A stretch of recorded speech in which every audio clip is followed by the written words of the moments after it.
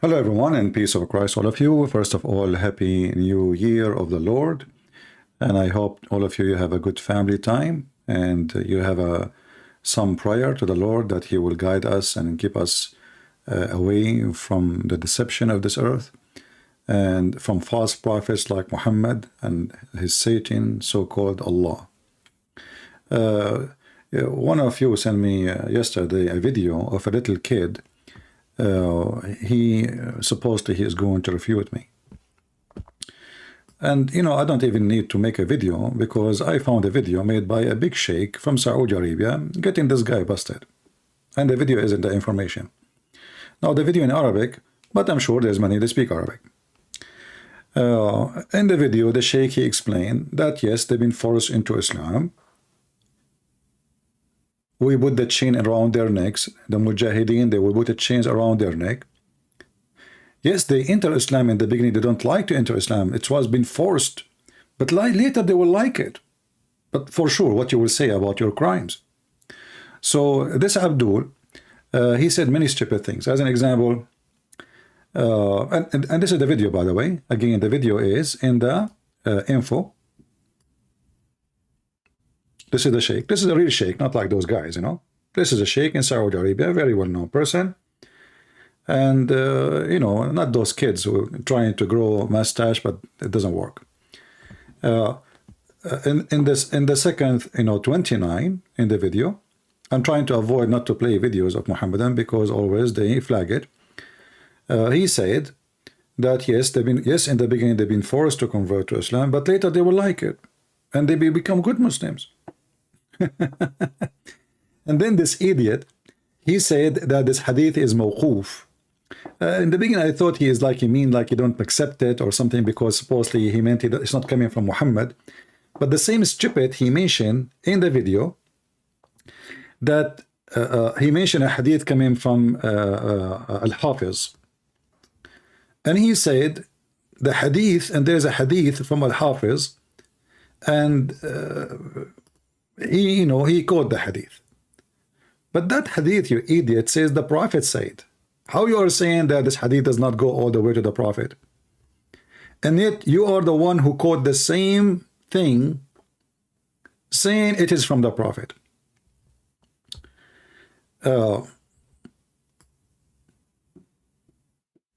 This is Al-Hafiz, volume number 6, page 145.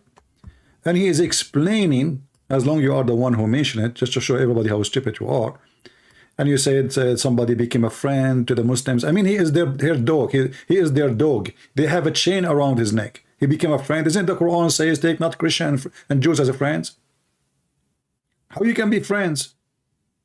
The Quran even saying you cannot even take your own families.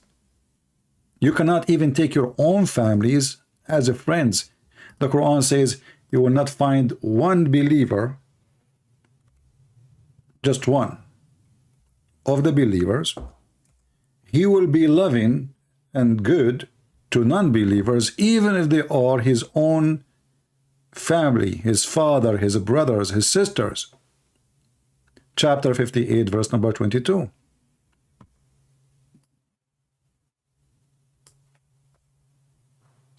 So when you say that they become friends, people will laugh at you. You are certainly an idiot who do not know his book, or you are just trying to make Islam look nicer, but it doesn't work because we know Islam very well. You don't even know how to say your prophet name correctly. You will not find any people who believe in Allah and the last day loving those who resist Allah. So what is the relationship between you and those who you brought them with the chain around their neck exactly? The relationship explained by the same quotation he quoted for us from Ibn al-Jawzi. This is Ibn al-Jawzi and this is Al-Hafiz, both in the same page. I will use Google translation and I will see if I can use Indonesian translation. I'm not sure. I think it would work. You will see here it says Ibn al-Hafiz, he said, the meaning that they are chained with this chains around their necks, and remember here the chain is around their necks, it's It's not the chains in their hands. This is how you treat dogs, not hands. Like you arrest somebody, you put something in his hands. No, this is in their neck. And this is their situation now in their life. Okay? And there is no opposition to take it in the real meaning, which means it is really, certainly, chains, real chains. It's not like metaphorical. And the result of that, at taqdir, they will enter the heaven, and before they enter Islam, they were in the chain, which means until the moment they enter Islam, the chain is around their neck. So then how they choose Islam willingly? This is the same stupid scholar he chose for us. And this is a Josie underneath of him. I will use Google Translation, and I will use,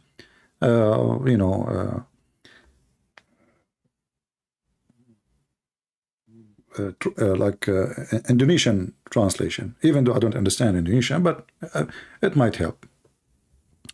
Here it says, قال ابن الجوزي, they've been captured and they've been chained. And when they notice how good Islam is, they enter willingly. So they enter heaven. Until now, that sounds nice. But look what he said after. And the force was when they've been captured. And the chain was for the same first reason. And the reason or the meaning, they've been forced to ikrah. And that come in order, which mean, we chain them, we capture them, we chain them, and they hate it, and we force them.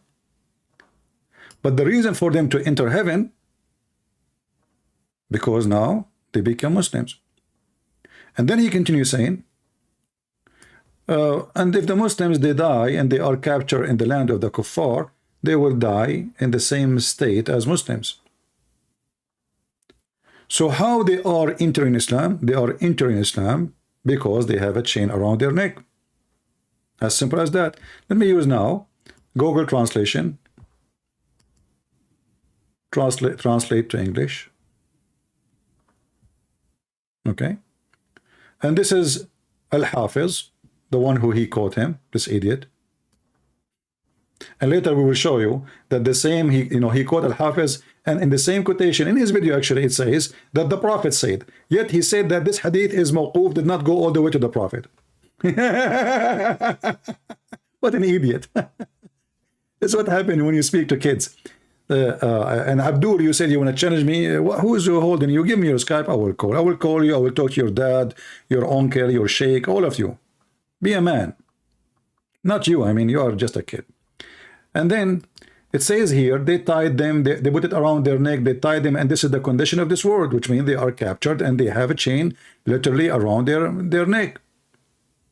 And there's no objection, on that, which means in the interpretation, the translation is not coming very good. There's no objection of the meaning of to be literally, which means there is really chains around their necks. Okay?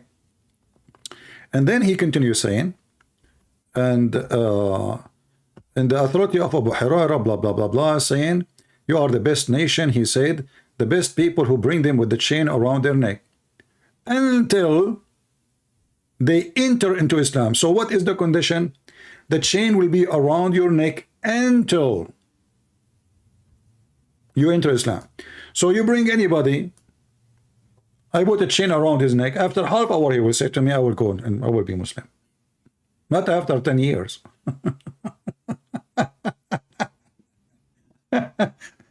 Did he enter Islam before you put the chain around his neck? No. Did he enter Islam and you keep the chain around his neck? No. So what you made it clear to him, if you convert to Islam, we will take a chain from your neck. The second you enter Islam, we will unchain you. Very simple. And this is if you are lucky and we did not kill you. Ibn al-Jawzi, and he is the one who mentioned Ibn al-Jawzi, he's saying, what it's mean that they were captured and chained.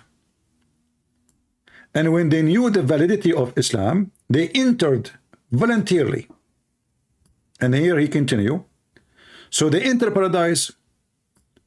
So completion, when they entered, which means we forced them, we captured them, and when we chained them. This is the first reason.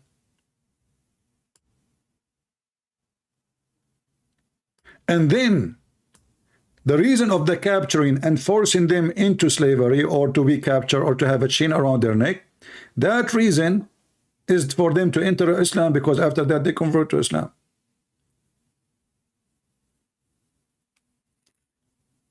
And then, as long he is mentioning this guy, let us show more, like more reference. And then people will die laughing at you. Let me use Google translation. I forgot. Like Indonesian language. How we can change the translation?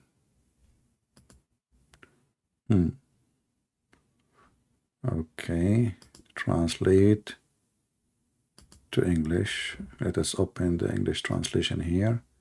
Choose another language. All right. Indonesian.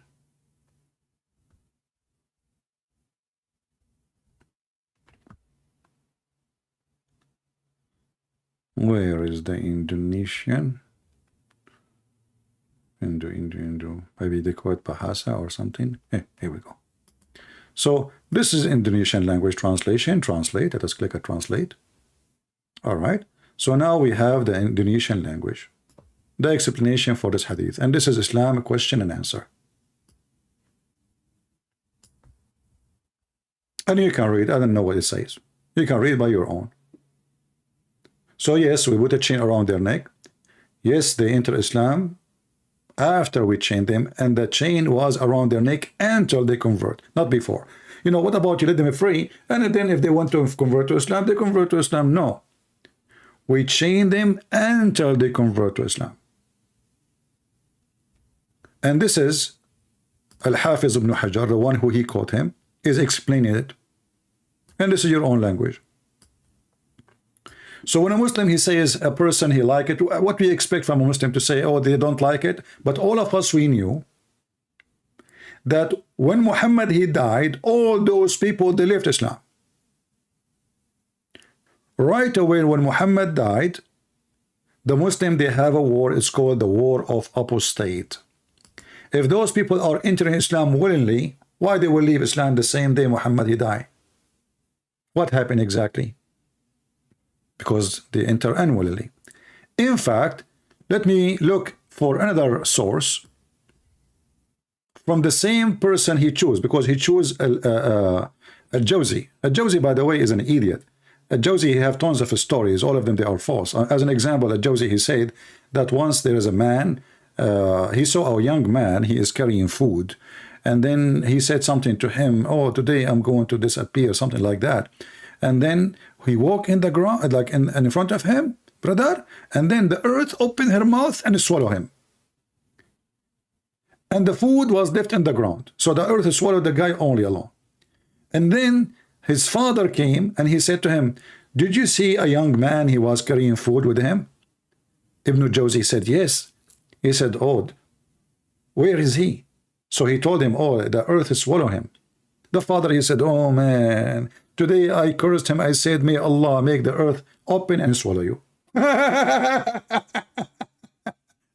Who in the world want to believe such a donkey?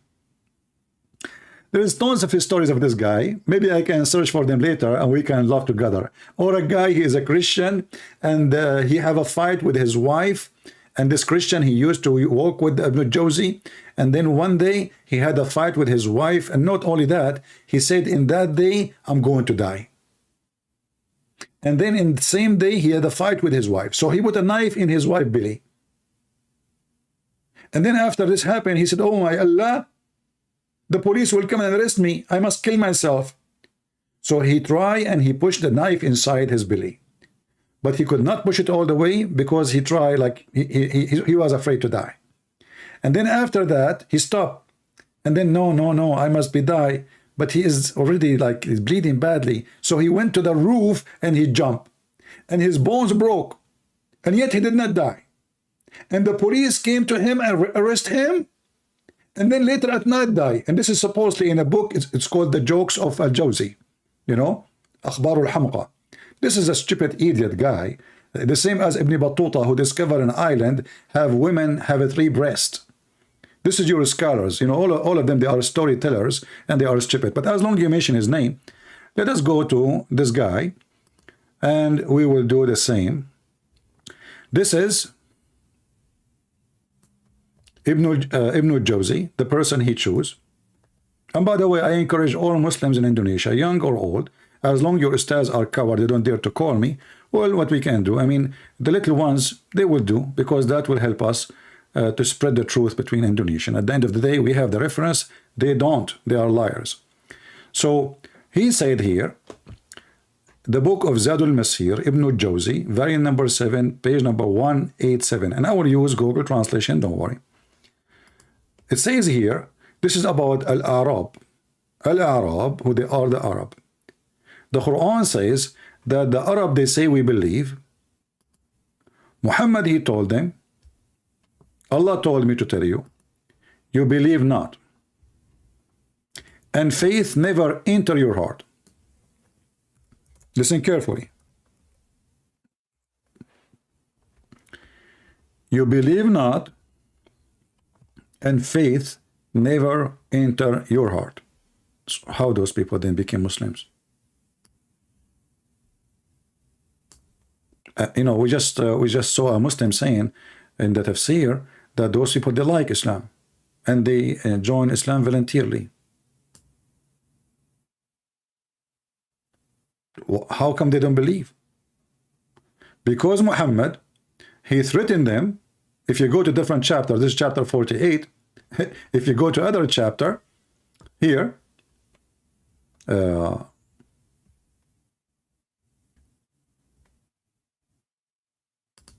chapter 48 actually, in chapter 48, Muhammad, he said to them, if you don't convert, I will kill you. You are going to be facing a fight. We will kill you. We will slaughter you. If you believe, if you join us, if you surrender. You see here the Muslim, they say submit. This is false translation. If you change the translator right away, you will see a new translation. If you surrender, not if you submit. There is nothing is called. Islam does not mean submission. Only ignorant, they say this word, including Christians. If you surrender, that's what Islam means. Islam means you surrender, not submit. Submit is something you do willingly.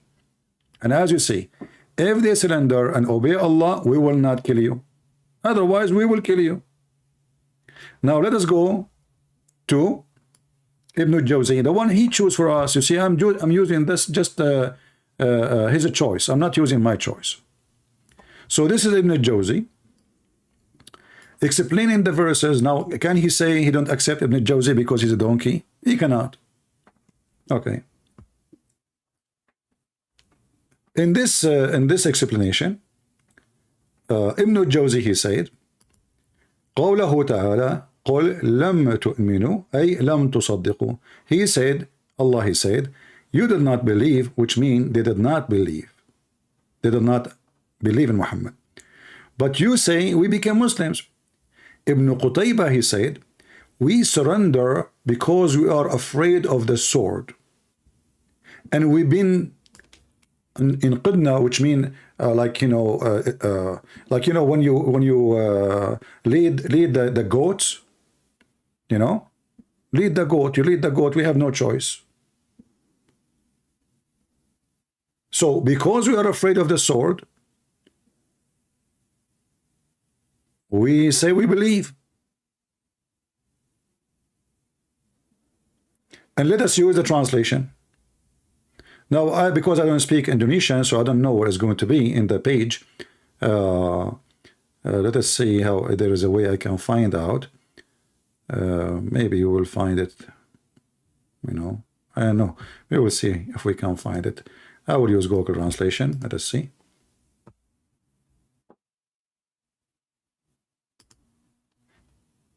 And now we are translating to Indonesian. But because I don't know where to stop really in the screen, I'm not sure really which one, where it says you know, anybody can tell me what is the word sword? What is the word sword in the Indonesian language? So I can search for it, you know, in the page, and then we will find it. Can somebody tell me what the word sword? What is the word sword?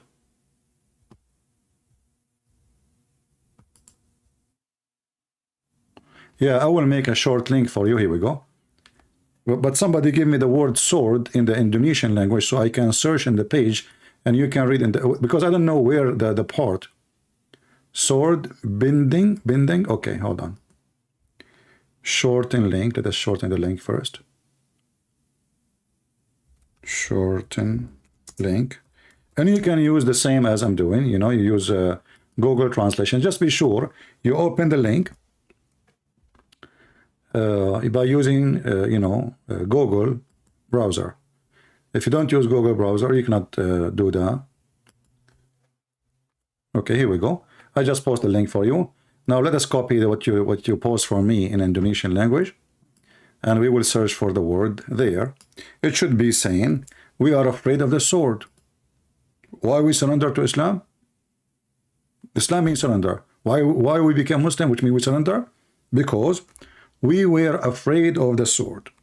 Here we go. We found it. Thank you very much. Does it say that, guys? Does it say that we surrender because we are afraid of the sword in here? Let me know.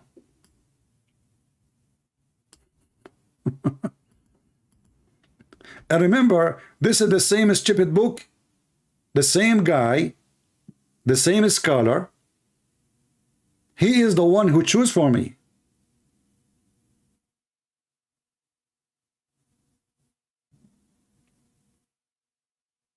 It says that, right? So why we converted to Islam? Because we are afraid of the sword, not because they like Islam. So when a stupid chicken like you try to speak to the eagles, we know why you don't dare to call me. And you say to them, I challenge Christian friends, give me your Skype. I will call you immediately. So everybody will laugh at you. And here we go. This is Ibn al-Jawzi reference. This is the name of the book. This is the volume, this is the page, and you are a potato.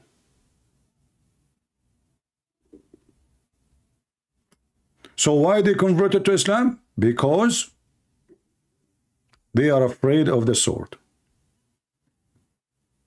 What the Quran says, they don't believe. And this is telling us that Islam is a trashy religion. Because what kind of religion accepts followers to be followers but without believing? You know what Jesus said? Jesus said, not everyone says to me, God, God will enter the kingdom of my Father, but the one who says to me, the one who do the will. Here, just say Shahada. You believe, you don't believe, you will enter heaven. Just say Shahada. Because this is hummus religion. This is falafel religion. This is not a religion.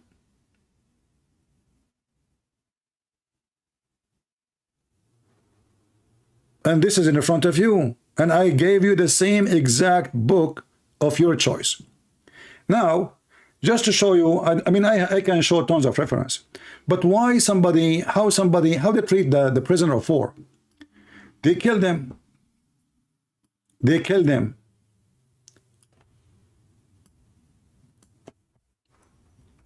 The Quran says it's not for a prophet to keep prisoners.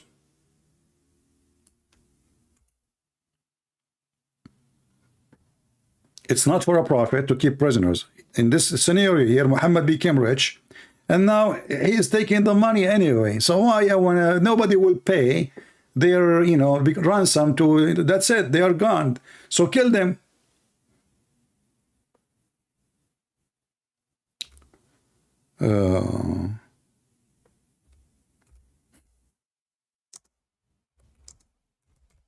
Read with me and laugh.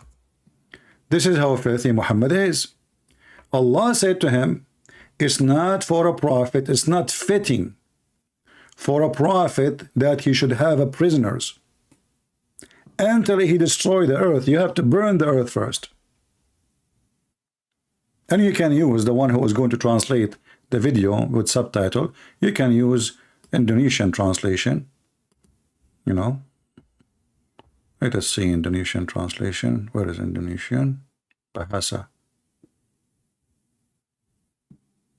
Okay, here we go.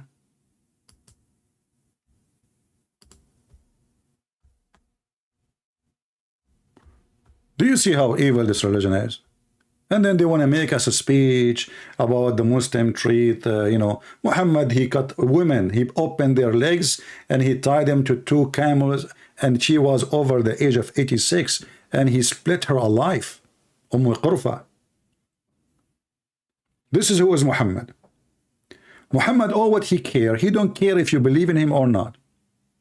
He care that you are going to accept him as a prophet. He knew you don't believe. He knew his family don't believe. His uncle, the one who he grew in his house, refused to accept Islam. Even his dying, he said no. Because they knew him. He is a scam. You know, I mean, who knows the guy more than his family?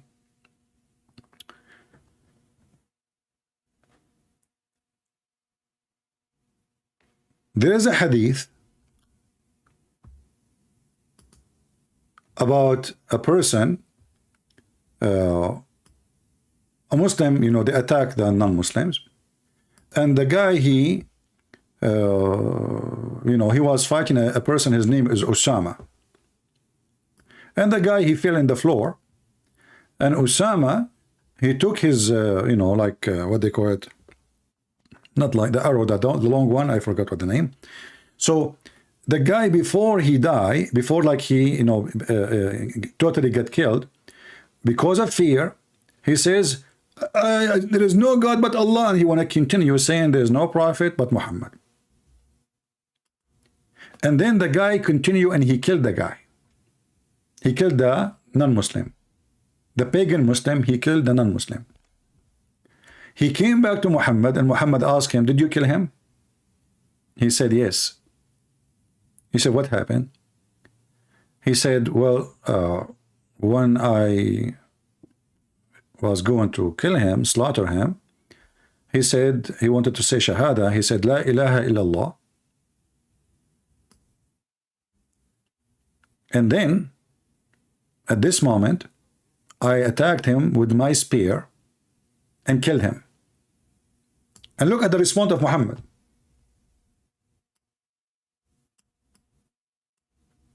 By the time we went back to Medina, news already reached to the Messenger of Allah, and he said to me, Osama, did you kill him after he said there is no God but Allah? I said, yes, Messenger of Allah. He said, but he said that only to save his life. Do you see it? I mean, the guy is there. He knew what's happening. Obviously, he don't believe in Islam. A second ago, we were fighting by the sword. A second after, you want to convert? Isn't it obvious? So he said that to save his life. Muhammad, he said to him again, after you, he said the Shahada, you killed him. Because Muhammad, all what he cared for is to make more Muslims. Who cares if he believe or not? He want to save his life, no problem.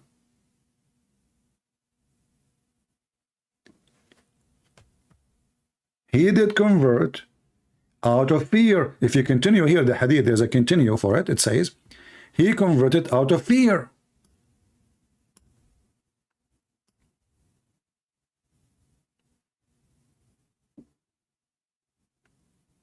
Muhammad, he said to him, why did not cut his heart open and see if he is telling the truth or not?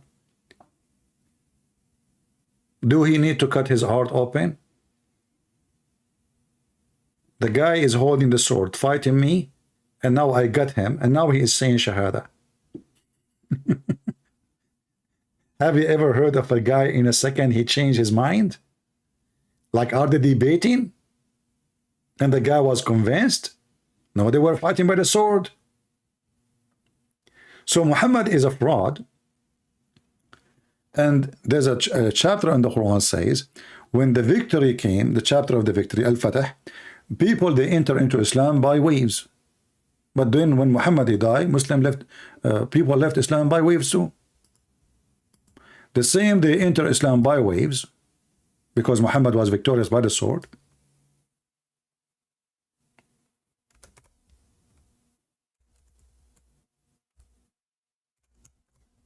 Read it. Why did not enter Islam until Muhammad became victorious by the sword? What about the enter Islam without sword?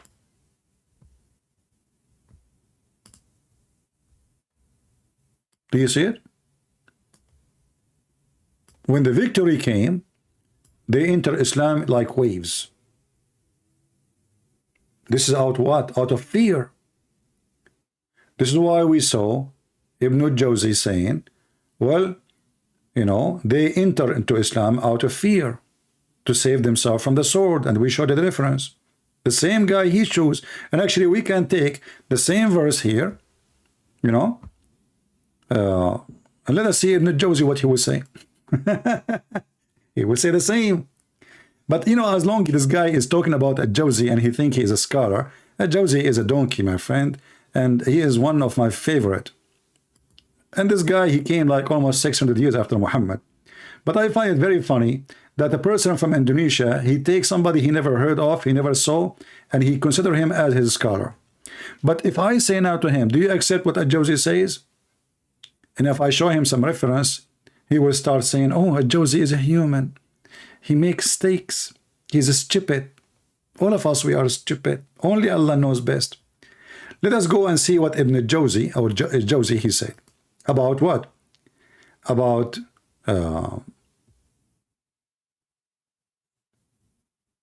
where the hail is coming from, as an example. Shall we do that? Let us see. Just an idea. Where the hail coming from? There we go. I found it. This is the book of Ibn Jawzi again.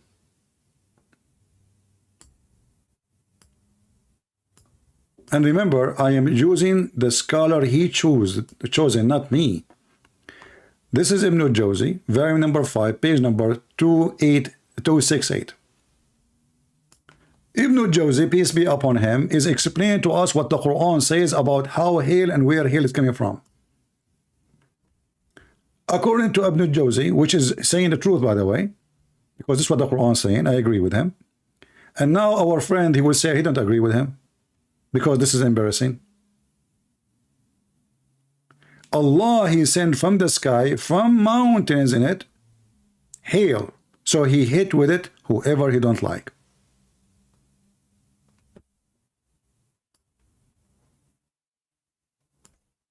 Don't worry, I will use Google Translation, and I will give you the link. Let me give you the link, actually. Here we go. Let me post the link. First, I need to shorten it. Give me a second.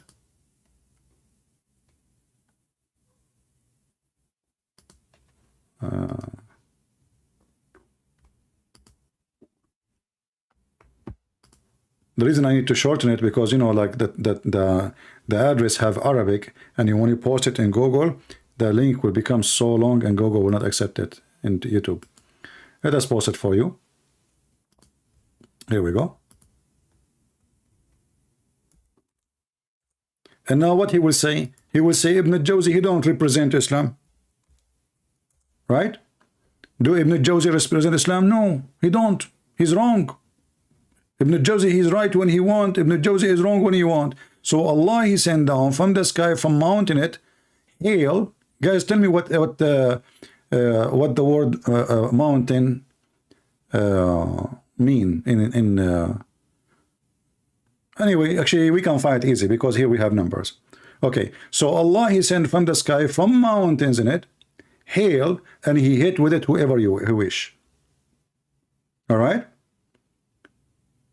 and this is the explanation. And then he continues saying, وَيُنْزِلُ مِنَ السَّمَاءِ مِنْ جِبَالٍ فِيهَا مِنْ بَرَدٍ. Continue, he said,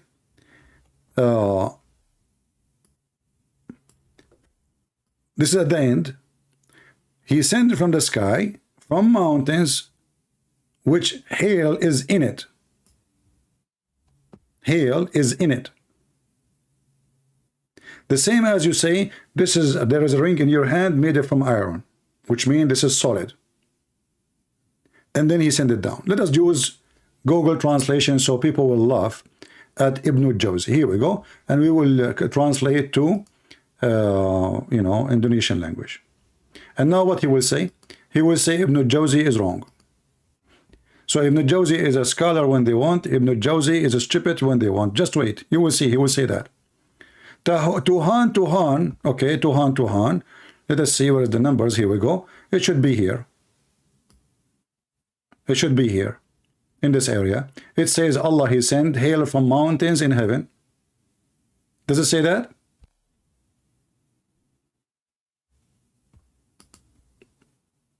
People, does it say that what I'm showing on the screen, or it's not showing?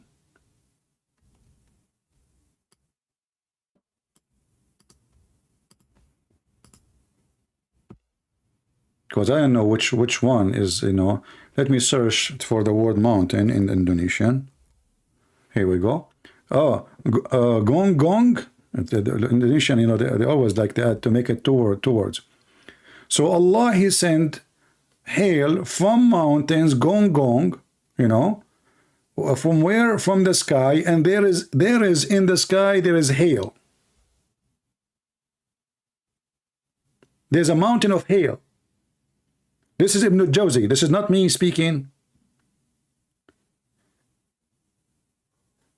Does it say in the front of you that there's mountains in the sky of hail, or it doesn't say that? Let me know, please. Does it say that? Do you see it? Or I need to move down? I don't know.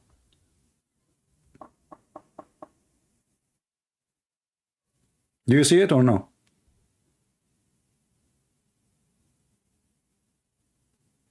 My Bible say the same. Give me the verse so we can laugh at you.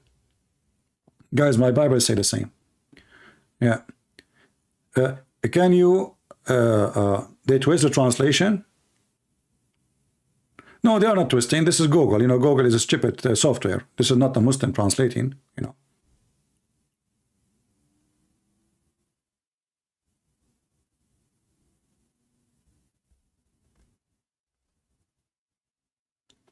If one of you can copy for me the sentence, like I gave you the link, if you use the same and copy for me the same exact sentence where it says there is mountains in the sky and Allah sent hail from it.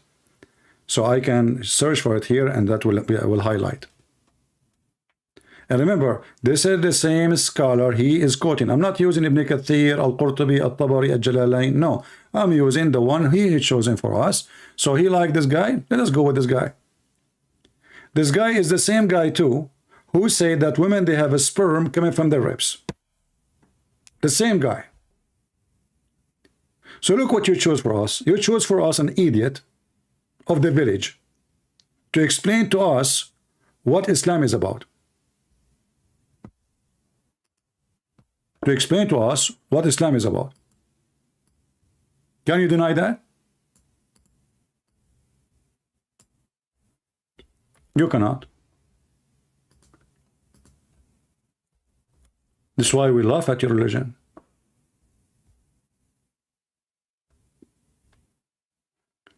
The guy in the chat, he said, it says the same in your Bible about the hail. You are stupid. Where is that? The Bible says that everything is coming to us from the sky, treasure of snow, treasure of rain. Where is the mountains, and where is the hail coming from mountains? You are an idiot.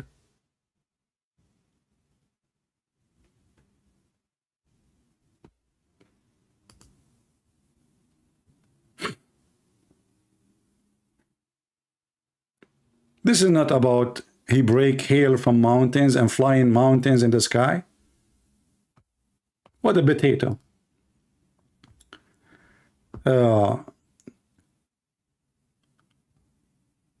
We can go right now and search for what he say about the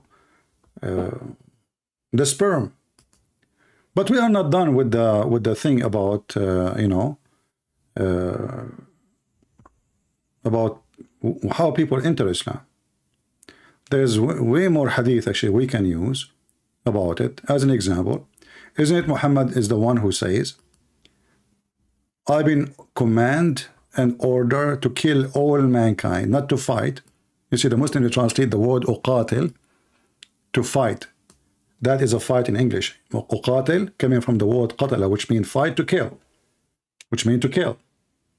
This is not fighting by hands, boxing.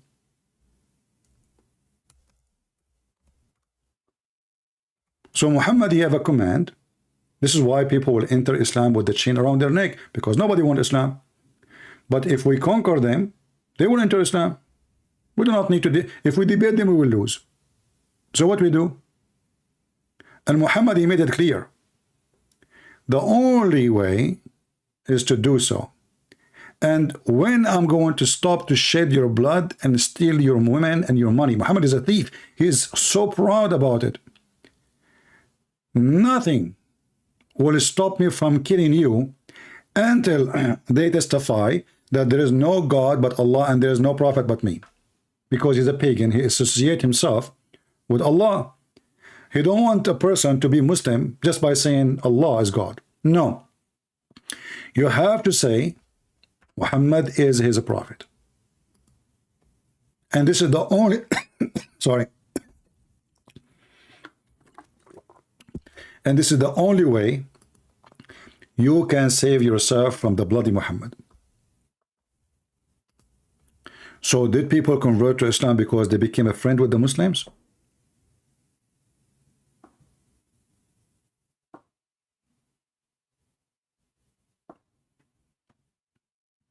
Do you see how people, and you can find all those hadith. Even Muhammad, he says, I was victorious by terror. Muhammad is the first terrorist. And the only way, if you do pray as I say, if you do eat as I eat, if you do say as I say, if you pray in the same direction as I pray, if, only if you do all those things, and this is the only time I will not shed your blood, rape your women, take your money, and take your land. Anyway, when you convert to Islam, your land is mine. All those hadith is saying the same. All of them, they are authentic.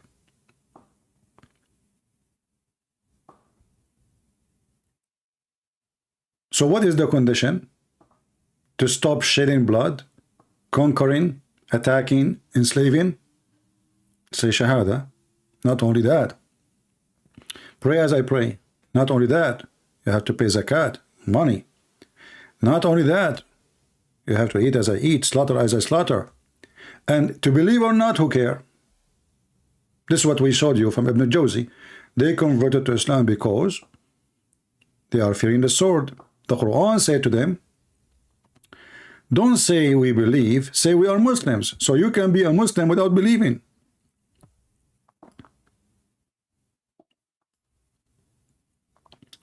You can be a Muslim without believing. You do not need to believe. Who said that you need to believe?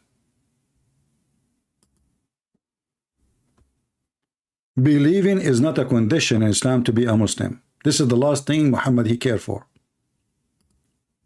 And this is why the Quran is saying, you say we become Muslim, which means we surrender. This is what Muslim mean. Say, well, and you will believe. Say no, you don't believe. Even faith never enter your heart. Say, we are Muslims. So what Muhammad named the hypocrite? Muslims. Those are hypocrite. Faith never entered their heart, and they never been Muslims. But yet Muhammad, he says to them, don't say we believe, say we are Muslims.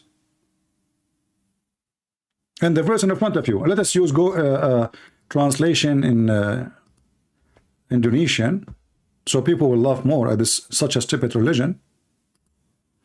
Don't say we believe, say we are Muslims. Islam don't care if you are a believer or not. Islam care for only numbers and people. Surrender to Muhammad. You believe, you don't believe, it's the same garbage. Who care?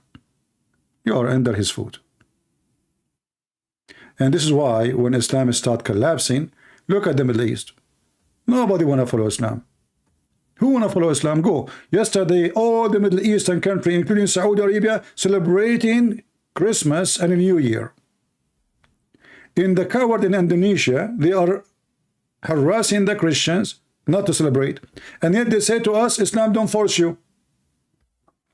If you go in chapter 9, verse number 29, and actually we can open Ibn Jawzi too, to laugh more about the same.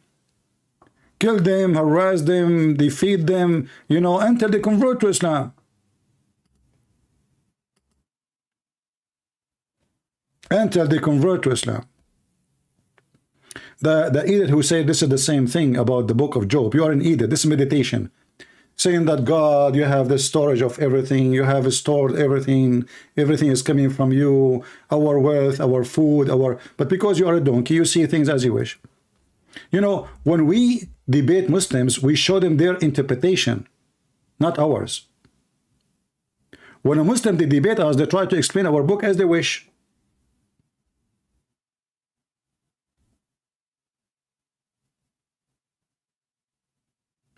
As they wish.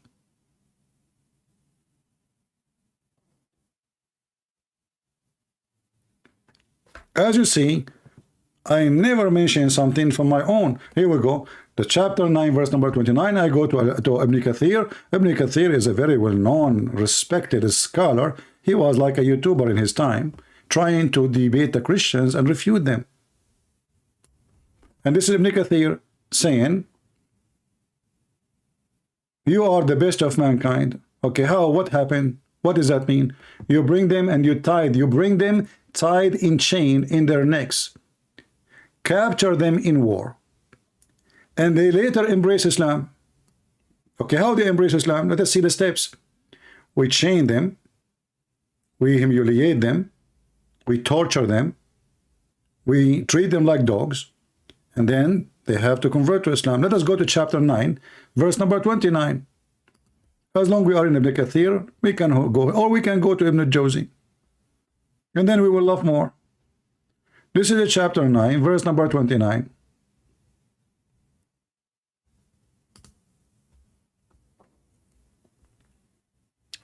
The mushrikeen, they are najis. Muhammad is a racist. He believed non-Muslims are filthy. When the funny is that Muhammad is the most filthy person ever you can imagine.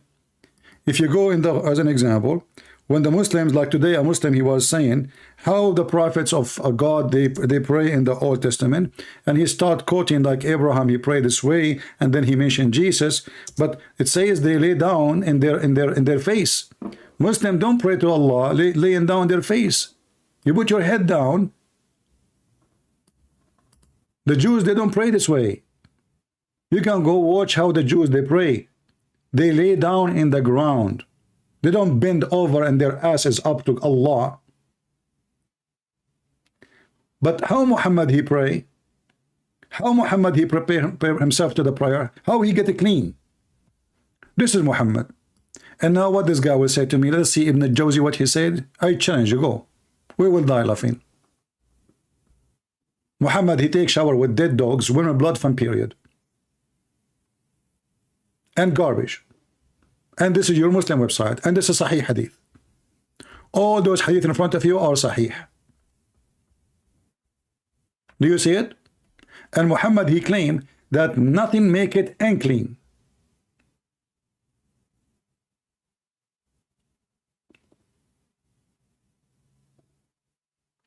So if the Prophet, he is showering with dead dogs, what about the prisoners?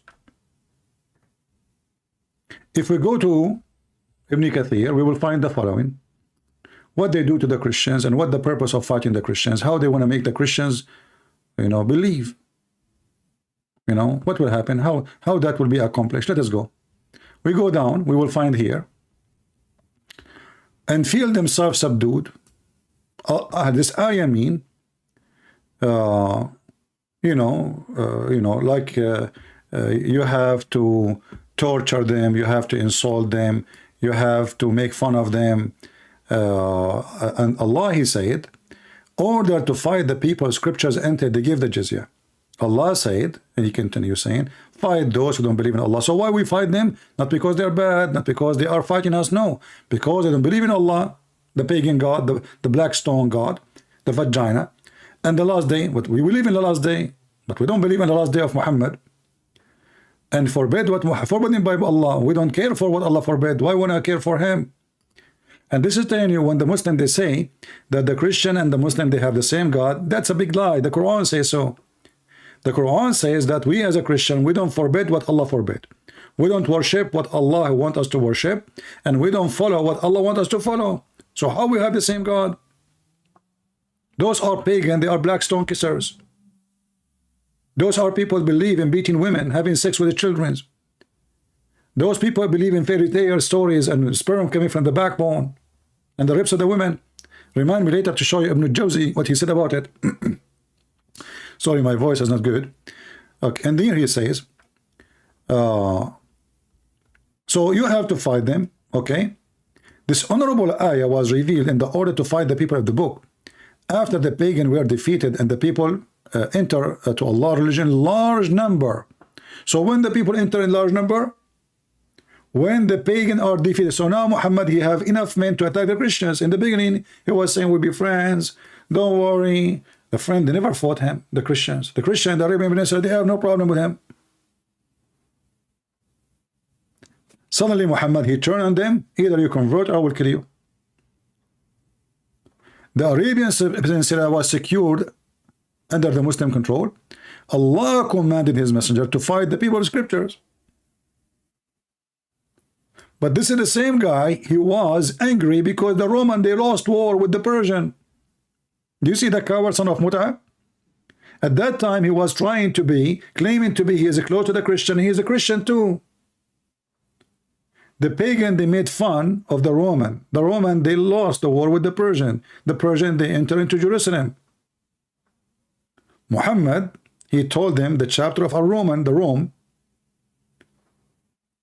oh, they will be victorious. And actually, he mentioned this verse after they've been victorious, not before, which means it's not a prophecy. And even he used the word bada, which is stupid, which means 3 to 9. But anyway, not our topic. So fight them, but okay, what we will do? What exactly is required to force them to convert to Islam? Until they pay the jizya, for they did not embrace Islam. Okay, you know, pay money, so you live. The mafia, no problem. No, no, no, no. Read carefully. They have to be disgraced with humiliation, with humility, torture. Muslims are not allowed to honor the people of the Dhimma. Those are not prisoners now. Those are people, they are going to pay jizya. Look how they treat people who they are civilian, not men who they are fighting. We have to torture them. We have to spit on them. Muhammad, he said, when you meet somebody in the street, force him to walk in the sewage. Read with me. Okay, and or elevate them above the Muslims, for they are miserable, disgraced, humiliated. Muslim recorded from Abu Hurairah said, don't initiate salam to the Jews and the Christians, and if any of you see him in the street, force him to the sewage. The narrowest alley is the sewage. You know, in the old days, they used to have a little tunnel in the side of the dirty road, the dirt, where the dirty water go. So if a Muslim walking and a Christian walking, they cannot walk in the same street. No, you are a Christian. And this is how they make them convert to Islam, because you stay like this 1 month, 1 year, 2 years, you know, and they kidnap their daughters, and they rape them, and they beat their kids, and nobody can protect them. And the Muslims, they say that we are protected by us, from us. Why? We ask the Muslims, why we pay jizya? They say, we protect you. From who? From us. In our land. They take our land, and then they are the police on us. And we have to pay them for occupying us and for bringing humility to us. And here you see, this is why the leader, the faithful Umar ibn Khattab, may Allah please with him, demand well-known conditions. So the Christians, they have to ensure their continue of humiliation. Continue of what?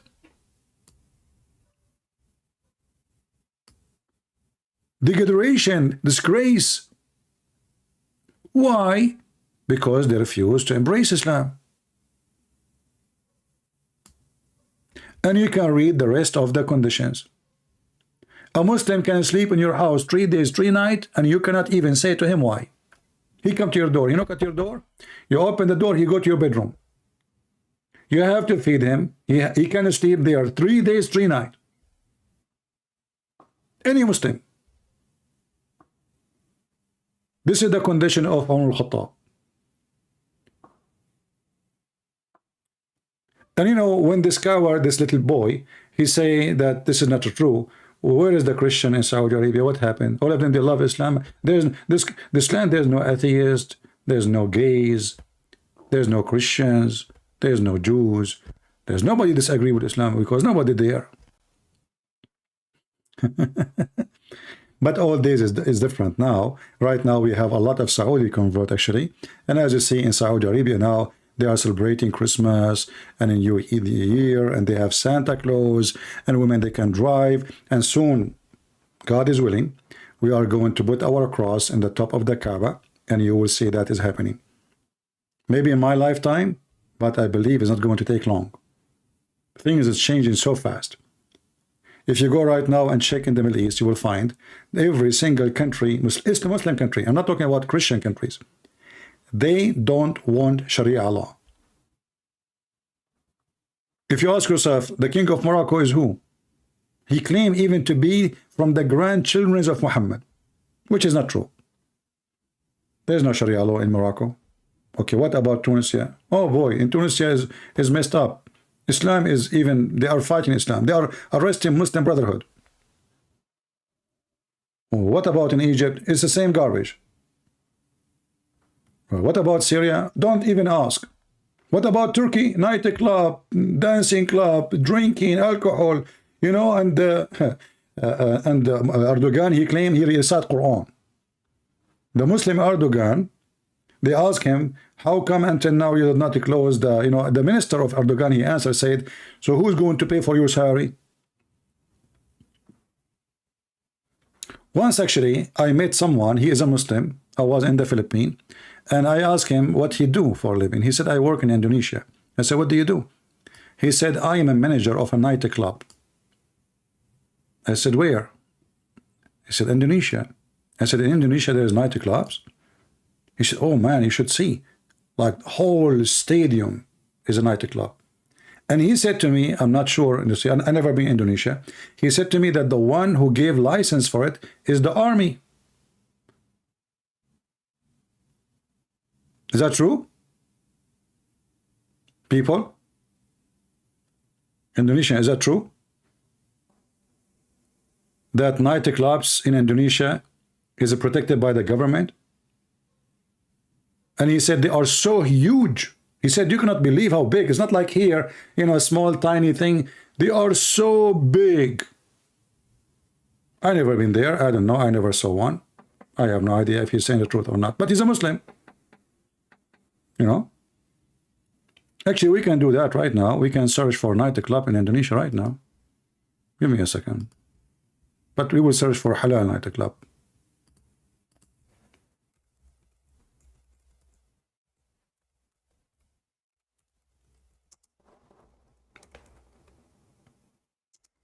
I don't know if you can hear the guns.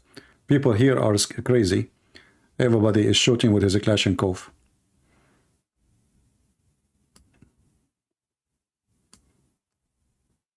I have a good microphone. The best top 10 Indonesia bar and clubs.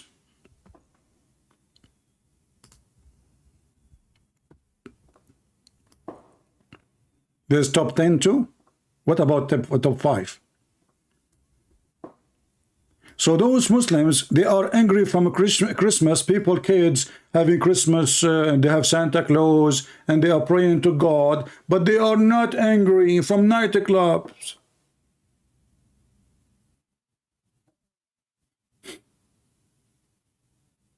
I mean, do you see this? Do you see how hypocrite they are?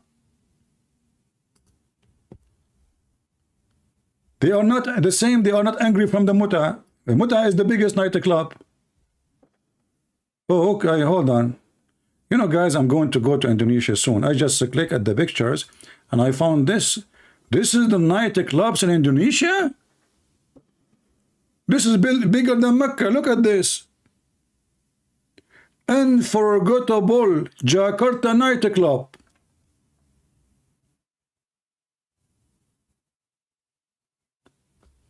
Hold on, hold on.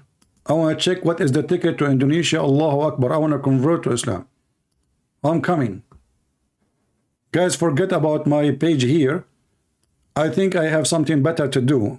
You know, I will be a Muslim and I will spread Islam, you know, like I will make those Muslims practicing halal Islam. You know, there's a look at those girls. I mean, this is a Muslim country. They are forbidding Christians from having the Christmas, and this is what you have in your country.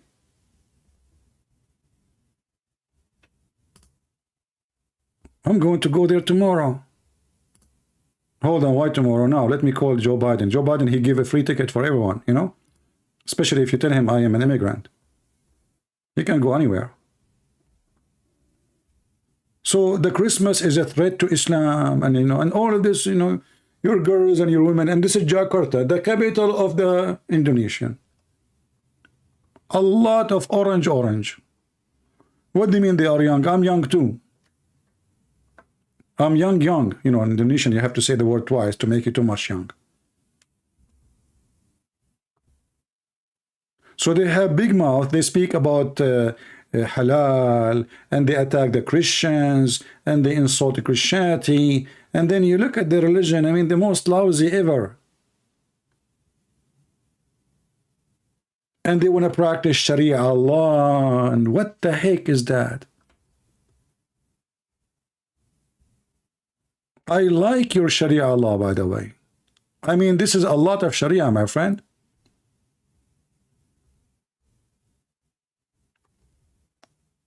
Halal? Halal nightclub. So building a church is a threat to you, but nightclub is not. Very conservative society.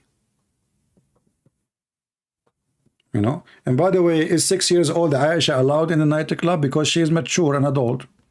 I guess she is allowed.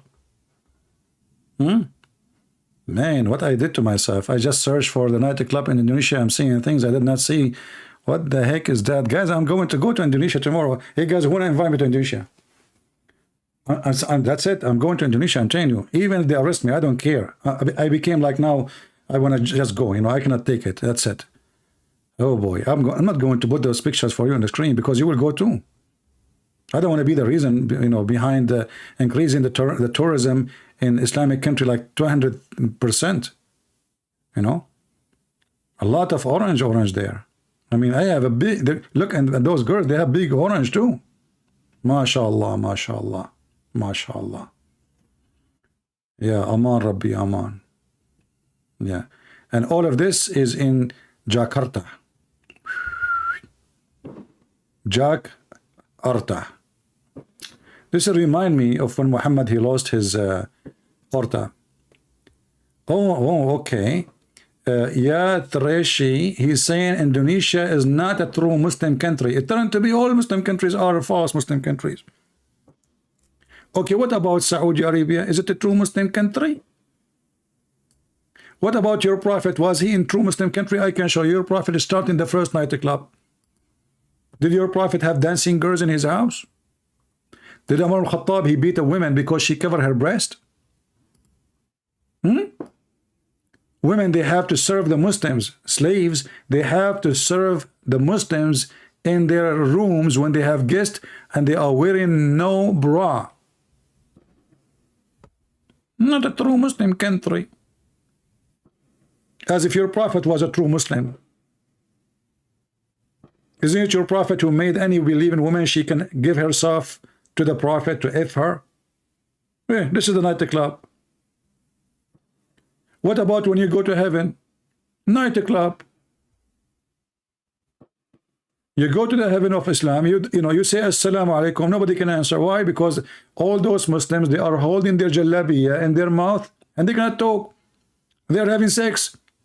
You enter the bedroom of Zakir Naik. Assalamu alaikum, Zakir Naik. Don't talk. Don't you see I'm having sex? Zakir Naik, okay, we stopped for a second, man. Hold the jalabiya in your hand so you can talk to me. First of all, I can't stop because Allah He said you do the Zakir Naik, I mean, okay, put the jalabiya in your nose, so you can. Okay, what about? Hold on. I will teach you a trick. Put the jalabiya next to your neck and hold it with your head. Christian Prince, thank you very much for telling me this another meeting. What? Sorry, I'm very excited. Oh, okay. Zakir Naik, you're excited? Exactly. Allah promised that when we go to heaven, we will do dahman. Like, what the heck is that? What dahman? Tell me what. I don't speak Arabic. Dahman mean Christian Prince. Zakir Naik, you forget to switch your voice. The same as Muhammad, he forget to switch between him and Allah when he write Quran. Exactly, sorry. So he said, Prophet Muhammad, he said, we will do dahman, which means we will push so hard. Like what? Zakir, don't. You are getting dirty now.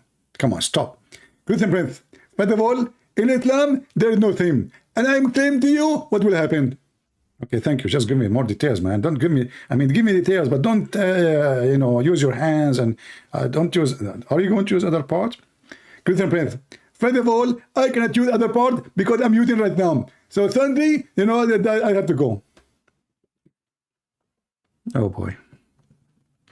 So when those Abdul, they speak about, oh, in Islam, you know, he is not bringing them with the chain around their neck. Yes, we don't. We force you to pay jizya. We treat you like a dog.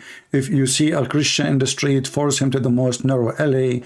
Don't respect them. Don't treat them nice. Even they have a million videos about haram to say Merry Christmas, because if you say Merry Christmas, you are honorable in them and you are approving their belief.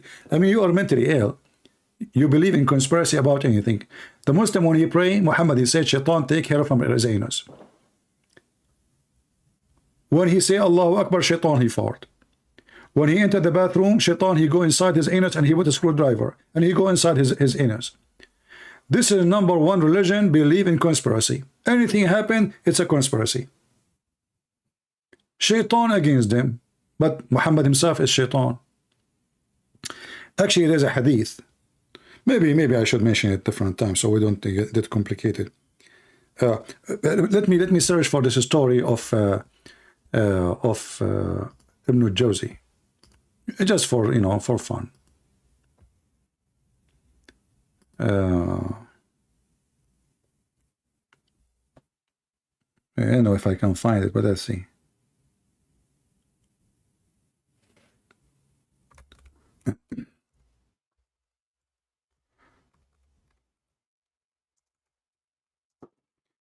You know, imagine this guy was exist now, and he is telling us also stories.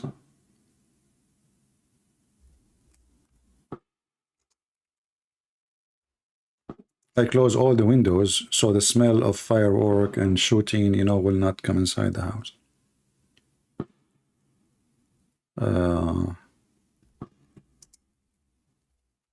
Let us see if we can find the story.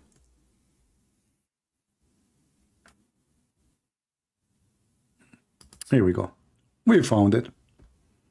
Oh, this is Telegram. This is Telegram. Oh boy. We don't want Telegram page. We want a normal website.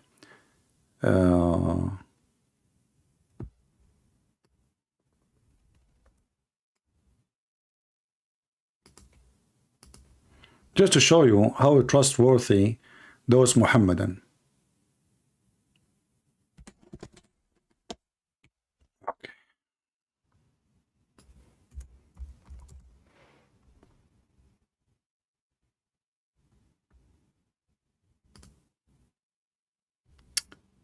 We cannot enter the website. Let us see this one here.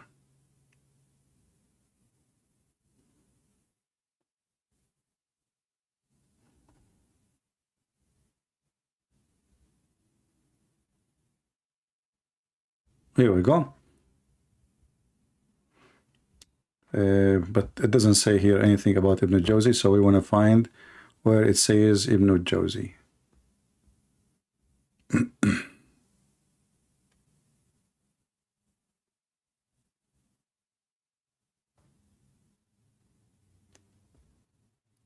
So the story, when he was walking in the city of Al-Basra, and by the way, city of Al-Basra, all of it used to be a city of black slaves.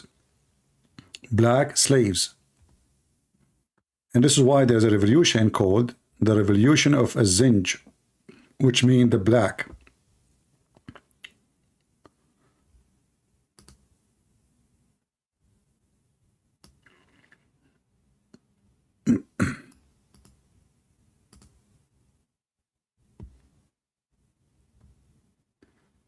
Okay, let's see this one.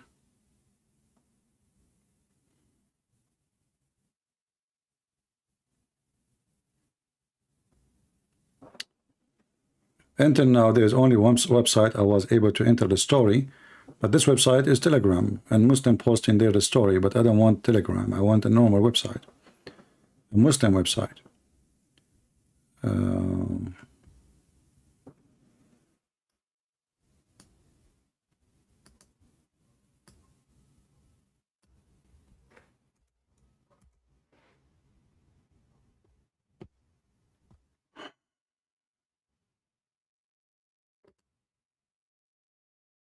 Let us see this website, maybe.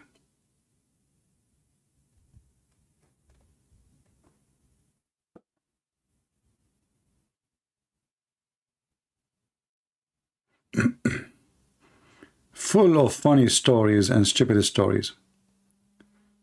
Okay.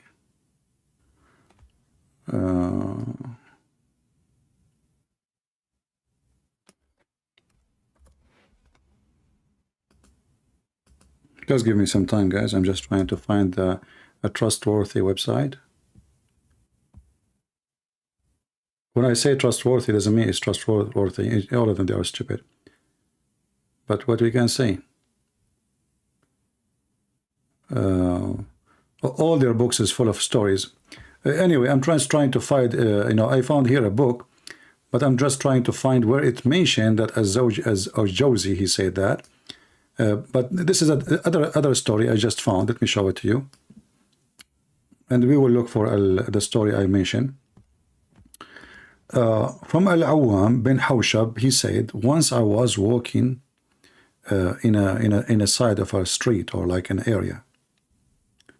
And inside of that area, there is a graveyard. And when I was walking afternoon, from the graveyard, a grave wide open, and then a man came out, and his head is a head of a donkey, brother. And his body is a body of a human being. And then he made the voice of a donkey 3 times.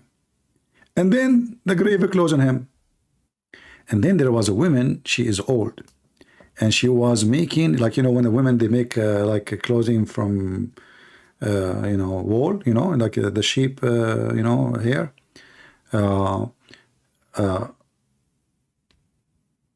She said, one woman, she said, do you see that woman? She said to him. He said, yeah, what about her? She said, she is the mother of this guy. And then he said, okay, what is the story? She said he used to drink wine. And his mother, she tell him, my son, fear Allah, stop drinking wine. And then he used to say to her, you are barking like you are bearing like a donkey. And then, and she said, the woman continue, so when he died, afternoon, every afternoon, the grave will be wide open. He come out from the grave, and he makes 3 bearing of a donkey, and then the donkey and the grave close on him. Now, if there is anyone here is not convinced with the story, I feel for you sorry. Those stories must be true. Let us continue. Here, this one, it says, ذكر ابن الجوزي. This is the reference. So this is a story from Ibn al-Jawzi. All right? This is a story from Ibn. This is the guy they are referring to him to be trustworthy. It's a true story, by the way. Ibn al-Jawzi himself, he saw it. All right? And there is more stories, Okay. This is the story I told you about. This different story. I will post the link for you, by the way. from Ibn Abid, from while I was walking from in the side of Al Basra, I found a guy, a young man, and you know, so he walked not far away from me, and then suddenly the earth opened and swallowed him. Let me post the link for you. You can use your Google translation. This is the link. Please save it. This is our friend Ibn Jawzi. This guy, he quote for us Ibn Jawzi. Okay, so so he was walking and he have like, you know, food with him, you know, like a container have food or something, and then the earth swallow him, brother. Suddenly the earth opened and ate him. And then I sat and I was like surprised, wondering, thinking about what happened to him. And then an old man, and he have his eyes is closed, like he wrap his eyes, his head, so which means he cannot see. He said to me, Assalamu alaikum. How a man he cannot see, and he said Assalamu alaikum, no problem. And then he said to him, did a young man, and he have like a cradle with him or something, you know, container with him, walk by you? The guy, he said yes. And I told him what happened, which means the earth is swallow him. He said, oh, we seek refuge by Allah.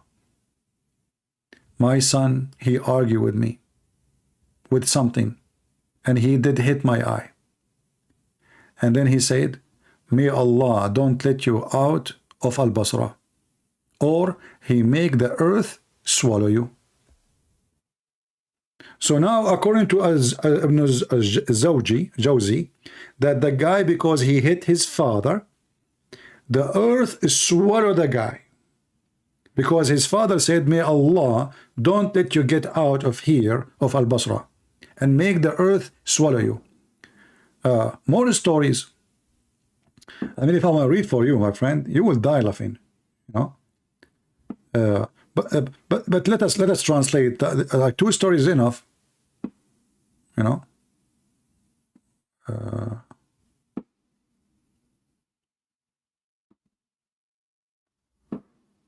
Okay, let us go here. I will use translation to Indonesian. Should I use English or Indonesian translation? I don't know. Just tell me, guys, what the word donkey mean in Indonesian. Let us translate to Indonesian. Anyone can tell me what donkey mean in Indonesian language so we can search for it? Is it the one? Is it the one saying his head became head of a donkey? And the grave opened on him?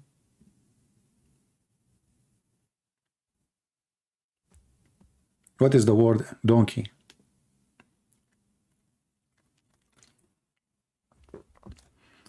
Kiladi? Kiladi. Are you sure? I thought this is the name of the guy who made the video. I don't know. Maybe I'm mistaken. Okay. I don't see the word Kiladi here in the whole page. Are you sure? In the translation, I don't see the word Kiladi. What, did you translate the page I gave you? Let us switch to English then. I don't know. Translate to Indonesian. Let us switch the language. Choose another language. English. Where is the English? Here we go. Okay.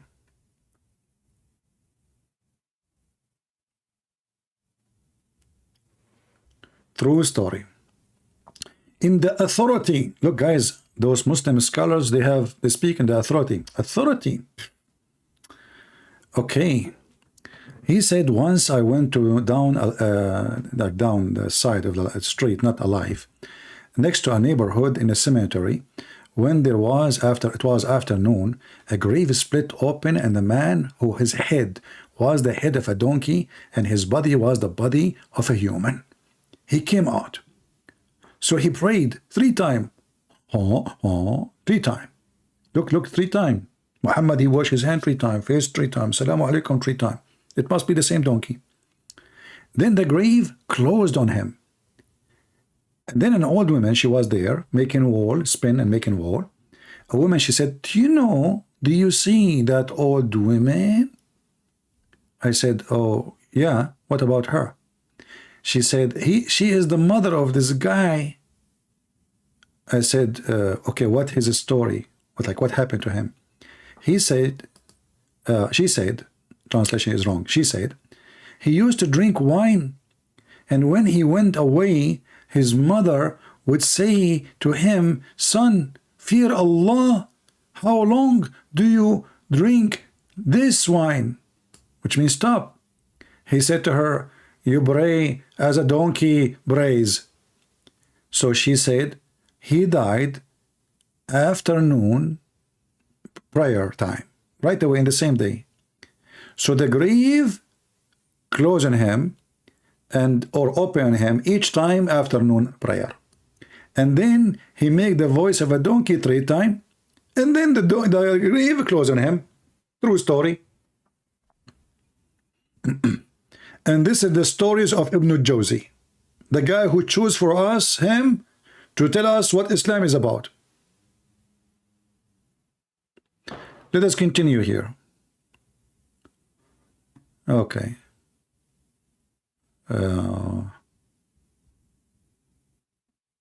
Where is the guy? Okay, here we go. This is the young man who was walking, and then he passed by, you know, and suddenly, brother, suddenly, my voice is going. Sorry, guys, I spoke too much.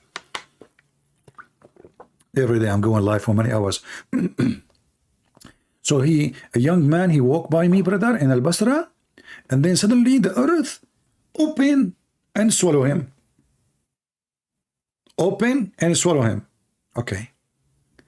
And then I sit down in the ground to wonder what's happening. So he passed not far away, and when I heard him say, I was taken by God, so I looked, and I behold, he had been swallowed by the earth. And there was, like the food was with him in the side, which means the earth swallowed him only, not the food. I said, and then a man, he came and he walked by. He said to him, no, first here, and then he said to himself, I saw this matter, how the earth is swallowing him, and I was thinking about him, you know, what happened. And then an old man, he walked by, translation is not coming right. He said to him, did you see a young man who was carrying some supply with him? He said, yeah, and the earth is swallowing him. I saw him, and the earth swallowed him. The old man, he said, oh, by Allah, he is my son. He argued with me about something, and then he slapped my eyes. And then I said, Allah will not let you expel out of the city of Al-Basra, or he will curse you, or he will cause you to be swollen up. And guys, because the father, he asked Allah to make his son be swallowed by the earth is swallow him. Now let's go to Sahih al-Bukhari so we can laugh at Muhammad more. Why they are talking too much about the earth is swallowing Muslims?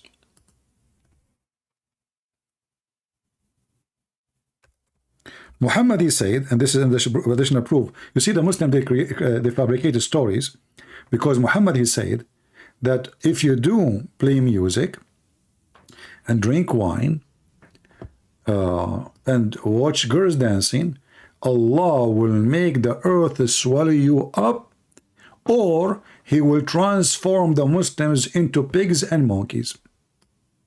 Now, as long we showed you that in Jakarta you have a huge nightclubs, and those boys and girls, they go inside the nightclubs and they dance and drink, and until now Allah did not make the earth swallow them, neither he made any of them pigs on the monkey.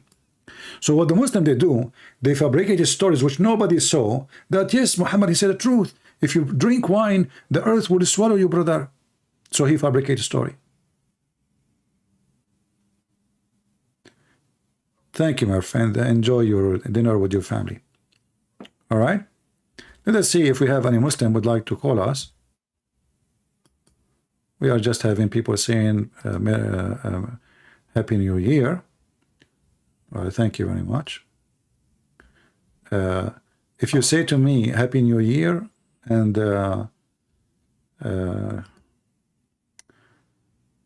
okay, Muslim, I have a question. I want to challenge you.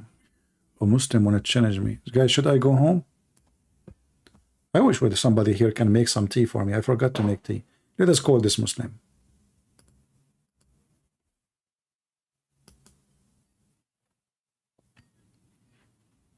But guys, don't you like really this story? Let us be honest here. Didn't you like it? I mean, the guy, he drank wine and then he died right away because his mom, she cursed him, or his Allah, he cursed him. And then every day he come out from the grave and he have a head of a donkey and his body is a body of a human and he sound like a donkey 3 times and then he go back in the grave close on him. True story. Ibn al-Jawzi. His stories is by the authority. I'm calling this Abdul who asked me to call him.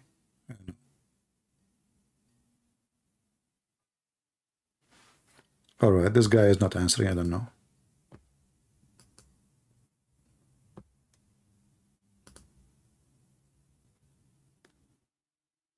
Okay. Any other Muslim?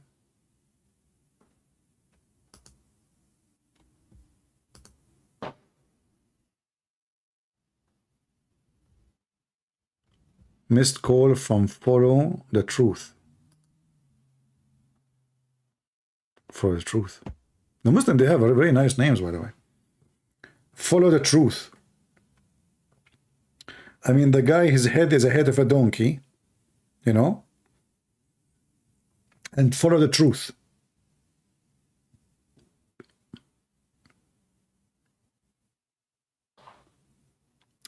Please show me where in the Bible it says celebrating New Year. Well, all the Bible is about celebrating the year of the Lord. Don't you know that the Jews, they have a New Year, you idiot? Don't you know? They do. And okay, show me where in the Quran it says celebrate the New Year. You celebrate a New Year, Hijri, and you celebrate the birth of Muhammad. Show me. Muslims are stupid. They say things they can't even handle. So what about you call me, and I will show you from the Bible where you can celebrate, and you show me from your Quran where your prophets celebrate. Any celebration you do, any of them, all your celebration is false. All of them. Actually, if I go right now to YouTube and search for how Muslims celebrate, you would die laughing. Literally, you would die laughing.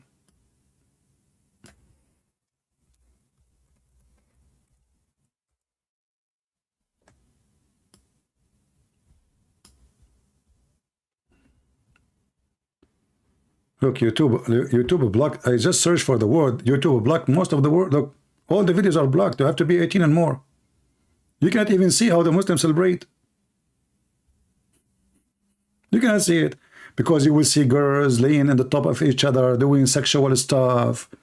You know, a woman, she will sleep in the floor. Another woman, she will lay in the top of her. And both of them, they will start shaking their ass on the top of each other in a very sexual way. And this is why YouTube block it all. Look, the ass is up. Look, mashallah, mashallah, mashallah. Praise be to Allah. Islamic celebration. If I play the video, you will die laughing.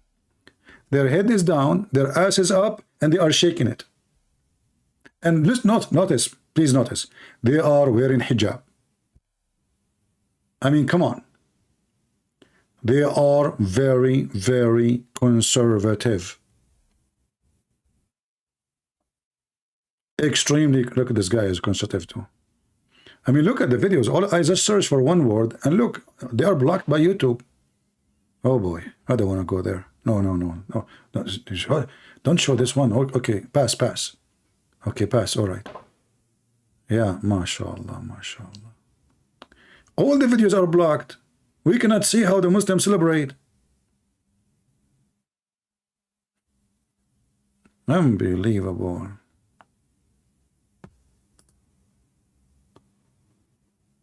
Okay.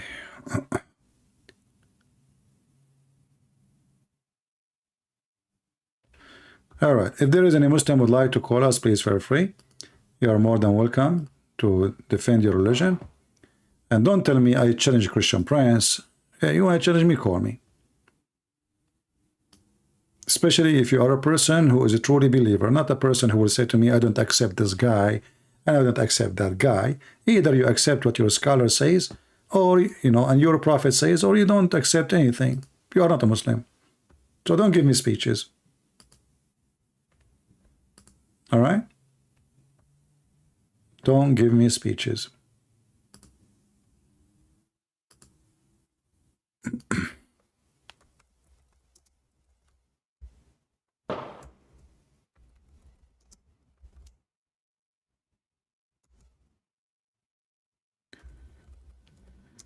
Any Abdul?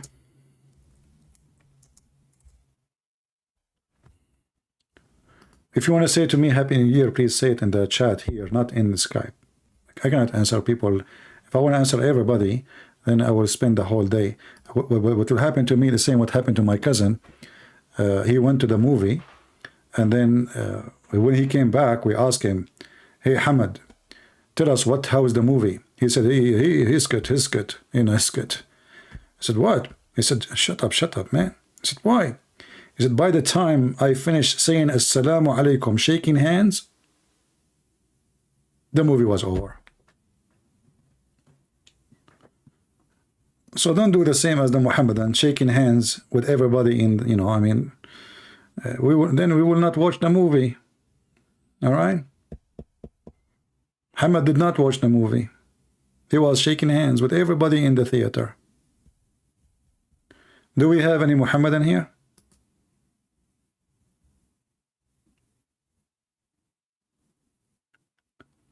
All right.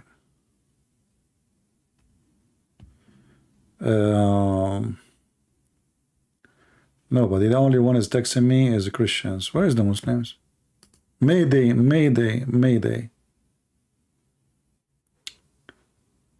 By the way, I did not drink wine for a long time, but I don't even have wine at home.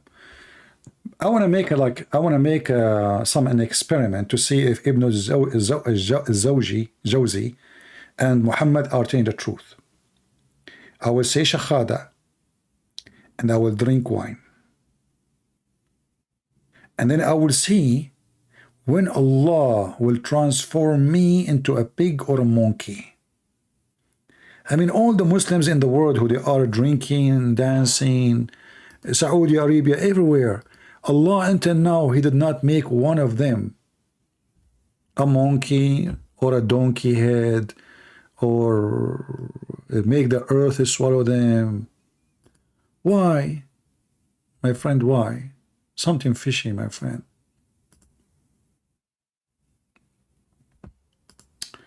Somebody saying you have, what, how many? I have 100,000 subscribers. I don't think they are 100 yet, are they? No, it's 999. Look. Brother, I am like Allah now, 99.9.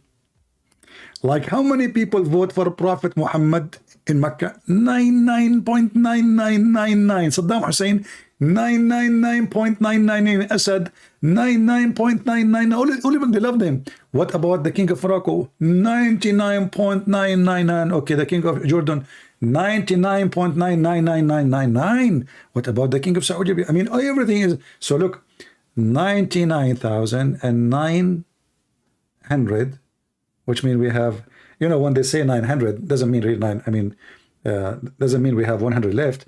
It might be maybe one or two names to become 100,000, because they count until they pass the second 100, then the number will flip. So look like maybe by tonight, before we enter the new night and new year in USA, we will have 100. But anyway, maybe for me, I don't really care. Maybe it's better even to have a channel have, you know, just a few. Start a new one. Why not? So only people who they are serious, they will come and join us. And it's very strange that until now YouTube did not delete my channel, because each time I arrive to 80 something, you know, the channel is gone. I know what happened. Allah, He swallowed my channel. Yeah, He swallowed it.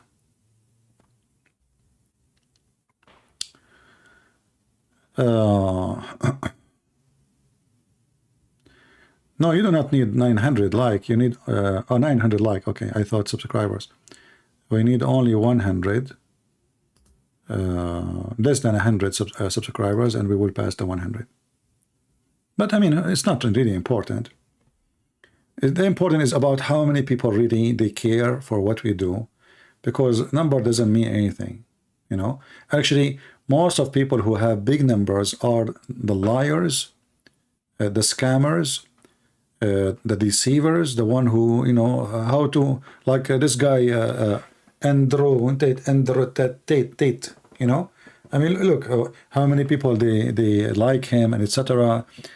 But this guy is an idiot, literally. Not only he have no honor, he have no decency. He is even he call himself a pimp. He's proud about it. But because the world today is awkward and everything is upside down, you know, having a huge number doesn't make you good. Not necessarily. It might be totally the opposite. You know, if you see now a girl, she is making a video, a normal video. You know, she is wearing a normal clothing. She is not showing her skin. She is not showing her panty. How many people watch her video? Nobody.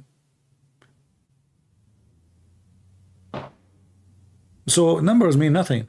Like, you know, sometimes I like, because I like outdoor, you know. I like outdoor activities. I like hunting. I like guns, you know. This is my hobby. So I go and search for off a grid. Off a grid mean living like away from everything. Like you live, you know, no electricity, no water. You have to like find your way to do things by yourself. Okay, so if we look right now for off a grid, what we will find? Are we going to find some decency? Are we going to find even a video about off a grid? You will find that all the videos, if I type right now off a grid, you will find nothing but naked women in the thumb, and this is how they get the click. I will type it, off a grid. And remember, I'm searching for what? I'm searching for off a grid. I'm not searching for nakedness. I'm not searching for naked women, you know. I'm just searching for people living off a grid. What you will see. I'm not, maybe I should not even show in the, but you can search yourself. Very embarrassing. The one who have millions of views is the one they are showing their breast and their asses.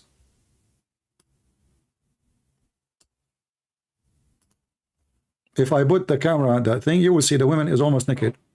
1.1 million off a grid. This one is the same. 1.1. 1.3. The one who have no women, no nakedness, they have 10,000 views.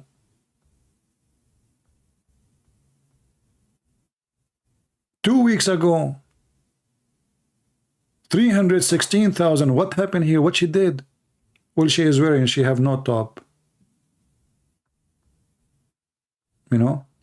So when you talk about decency, obviously there's a lot of people, they have no decency and they have a huge numbers of subscribers.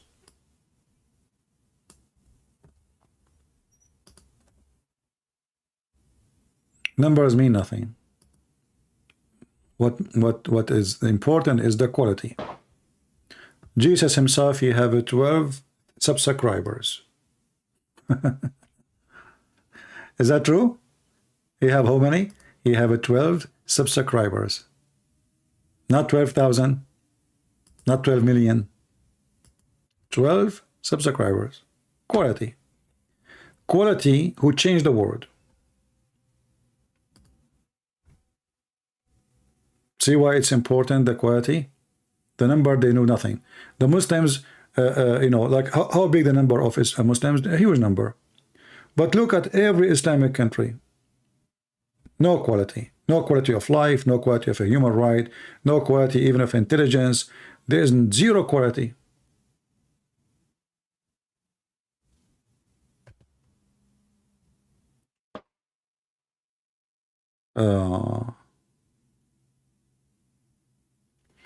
Did you hear about the attack in Syria? Hey, my friend, those countries are doomed since Islam came to this land. Name for me one country, Islam entered and the country is healthy. Just name one. Whatever Islam come, Satan come with it.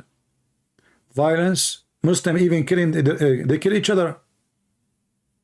Every day you will hear Muslims attacking police station in Pakistan. But the police are Muslims. They attack them. This is Islam, my friend. In Egypt, they want to kill the soldiers, or the Egyptian soldiers. They are Muslims. It doesn't matter. For them, they are not Muslims. So this cult is extremely dangerous. This is why Muslims themselves, they don't want it. Did you hear about the Pope pass away? My friend, is that important? He passed away, and you will pass away, and I will pass away, and the guy is very old. Let him go. Do you want him to stay longer? What is the benefit of him? What is that, you know?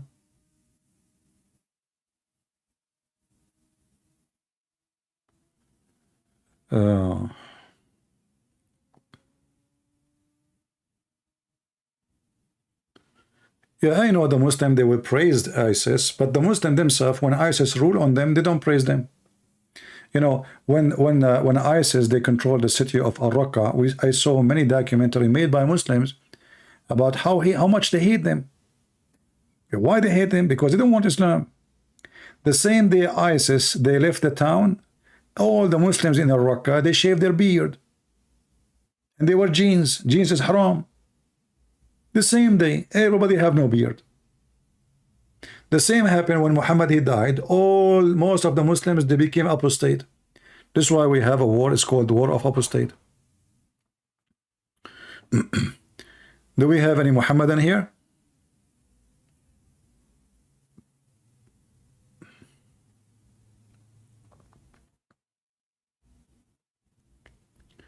What I hope for this year? Yeah, I don't know. I mean, the most thing I hope for, peace in Ukraine. I pray that the Lord, he will bring peace to all countries in the world, even Muslim countries. You know, the Lord, he bless the one, they are peacemakers. War is evil, ugly. Doesn't matter who you fight who and who's fighting who. We pray that people will, children, they will have families. They will have parents. Until now, children don't have parents. Look at the children's TikTok. We have TikTok generation. You know, they don't even learn anything from school. Schools today has become a joke. You have to work in your own children to teach them.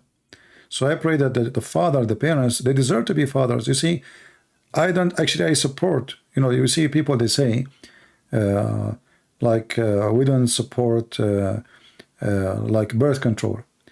I think birth control is good for somebody is stupid. He don't deserve to have a parent, children. If a person is not qualified to have a children, what will happen? The father he smoke, the father he take drugs, the mother she is drunk. They go to the bar. The children are lost. The children are criminals. So I pray that people will seek education and stop being just living like animals, just eating and poo-poo, and drinking and smoking. Life for them is just a big TV, big screen TV, a nice meal, and a vacation and party. And then we see the whole world is collapsing. So I don't have really a prayer for myself. I don't want anything for myself. I pray just for peace in Ukraine. I pray that the stupid Putin, he will stop killing Christians from both sides.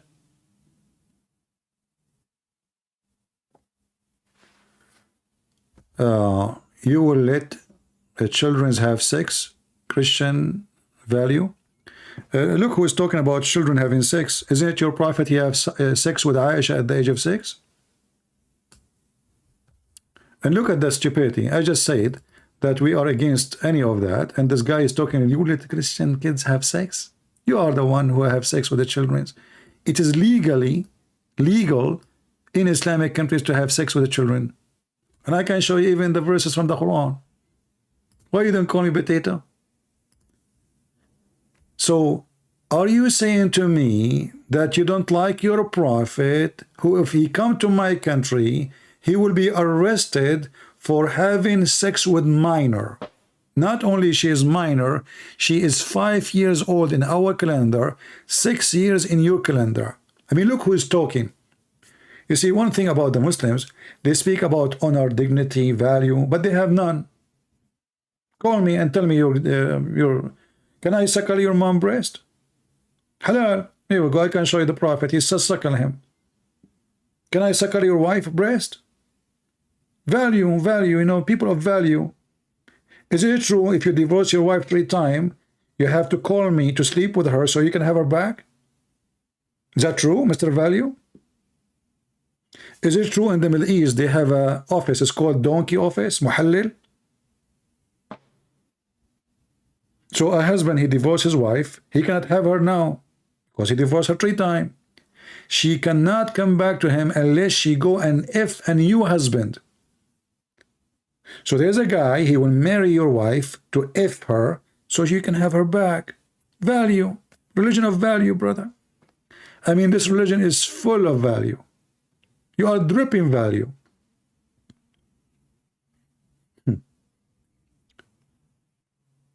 And look how filthy even this book. This book says, she is not lawful for him until she if a new husband. This is Quran. We are typing in English.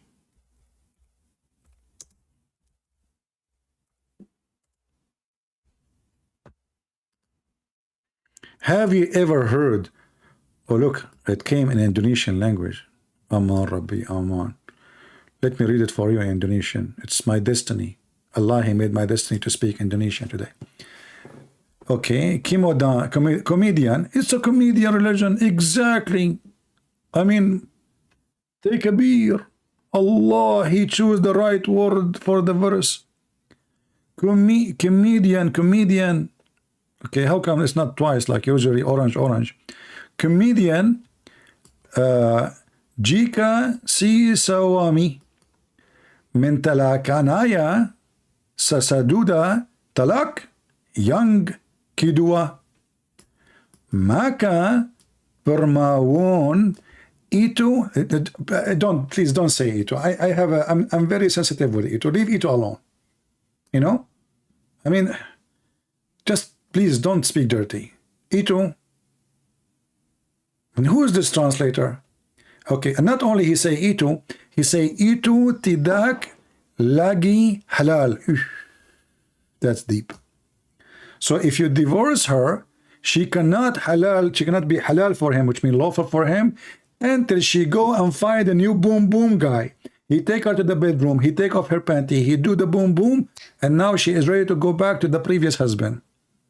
Is that what called vagina recycling, Muslims? I mean, what happened here exactly? Are you recycling the vagina? So the guy, he divorced her, now he cannot use her again. So she have to go and do what? Hold on. Tidak laki halal bigyana hinga dia. Dia? No way. Dia, she did that? You know what, guys? Dia? I know Dia. You don't even get close to this woman. Dia is very, very scary. You know? I mean, Dia, when she go to the nightclub, she do a lot of Dia stuff. Dia here, Dia there, Dia everywhere. So Dia, Kawin, yeah. I mean, like she will become a queen of sex, you know, like queen. Yeah. I hope you like my translation. The Nagan Sawami, is that like tsunami? Okay. Young, man, young. I'm young. You know, I convinced myself. I changed the mirror. I brought a new mirror, which make me look really totally different. You know, it's a magical mirror, like mirror. You know, I speak to her, the mirror, and you know, I'm the only young one in the world. Young, lain, comedian. I mean, again, comedian. Come on. I mean, how many comedians? One comedian is enough. Jika tsunami. I mean, we just said that here, man. Why you are repeating the same thing? It's not your fault. Allah, He keep repeating Himself.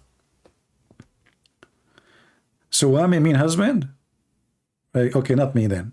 This is not me. Suwami, guys. I'm not Suwami. I'm Suwami. Okay? I am Suwami. Like I'm single, you know? Yeah. I don't know. It sounds like salami or something. I don't know. But anyway, I like this language. You know, I think if I go to Indonesia, I will learn Indonesian. I wanted to learn actually, but I have no time. The only way to go and to learn actually, if I go to Indonesia, right away when I arrive to Indonesia, I will go to nightclub.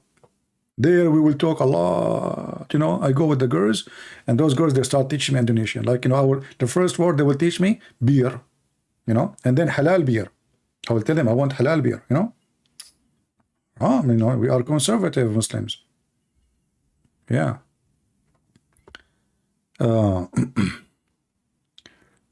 Comedian, I mean later?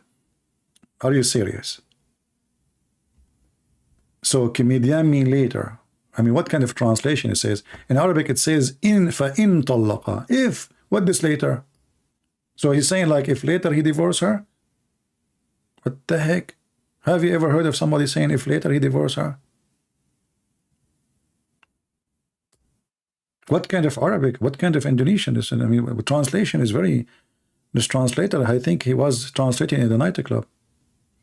Do we have any Muhammadan want to say anything for us? Beside comedian? Later? Anyone? All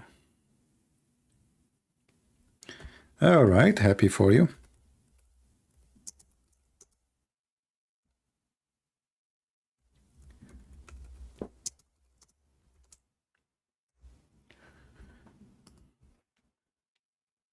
Do we have any Muhammadan would like to call us? Why if a Muslim woman, she got divorced from her husband 3 times, she have to go and do boom boom with the new man?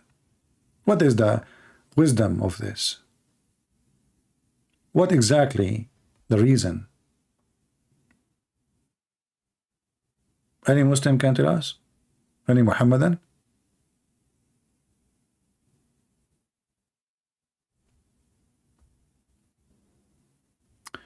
When you come to Indonesia, you have to come to Pancake Begar, which is a Muta paradise. No, you know, I've been in many Asian countries. You know, in Thailand, I went to the street, it's called the Walking Street, you know, just, I wanted to record actually. But then I noticed that those, I mean, they are shy, you know. The second they see the camera on my hand, they hide their faces. So I said, you know what, you know, I stayed there for 20 minutes and I got disgusted and I went back. So you know, everybody go, you know, you go to countries, the country have bad and good, you know. So in Indonesia, I believe there is a lot of wonderful people, decent people, and there's people who they are lousy, they don't care, you know, sleep around, you know. This is the case everywhere in the world. And especially if you know, the best place to know how much people have decency is to give them freedom. If there's no freedom, you will not know. If everybody is forced to act as a believer, you will not know who is a believer or not. Just give a freedom and you will see. Just tell them you do not need to wear a panty, and then you will know who wear panty because he think it's right and who don't want it because he think it's wrong. Freedom, my friend. Yeah. Actually, I like Thailand because it's the cheapest for vacation, you know. So I wrote my book, Section Allah. I wrote it when I was in Thailand. I wake up early around like maybe 5:30 in the morning. I make my coffee. I was staying in a house just right in the beach. I love it really. By noontime it get hot, so I go back to my room. So I sit outside in they have like a yard balcony, and I'm writing. I finished my book in a few weeks, the whole book. So having such a place, it's a blessing. You can concentrate, you can enjoy it, and it was quiet. There's nobody, you know. It's not like a beach or a lot of crowd people. I took an area which is really isolated. There's nobody. But everyone, he goes to a place for his own reason. So some people, they go for prostitution. Some people, they go to do drugs. Some people, they go to see the beautiful nature. Everyone goes where he belongs.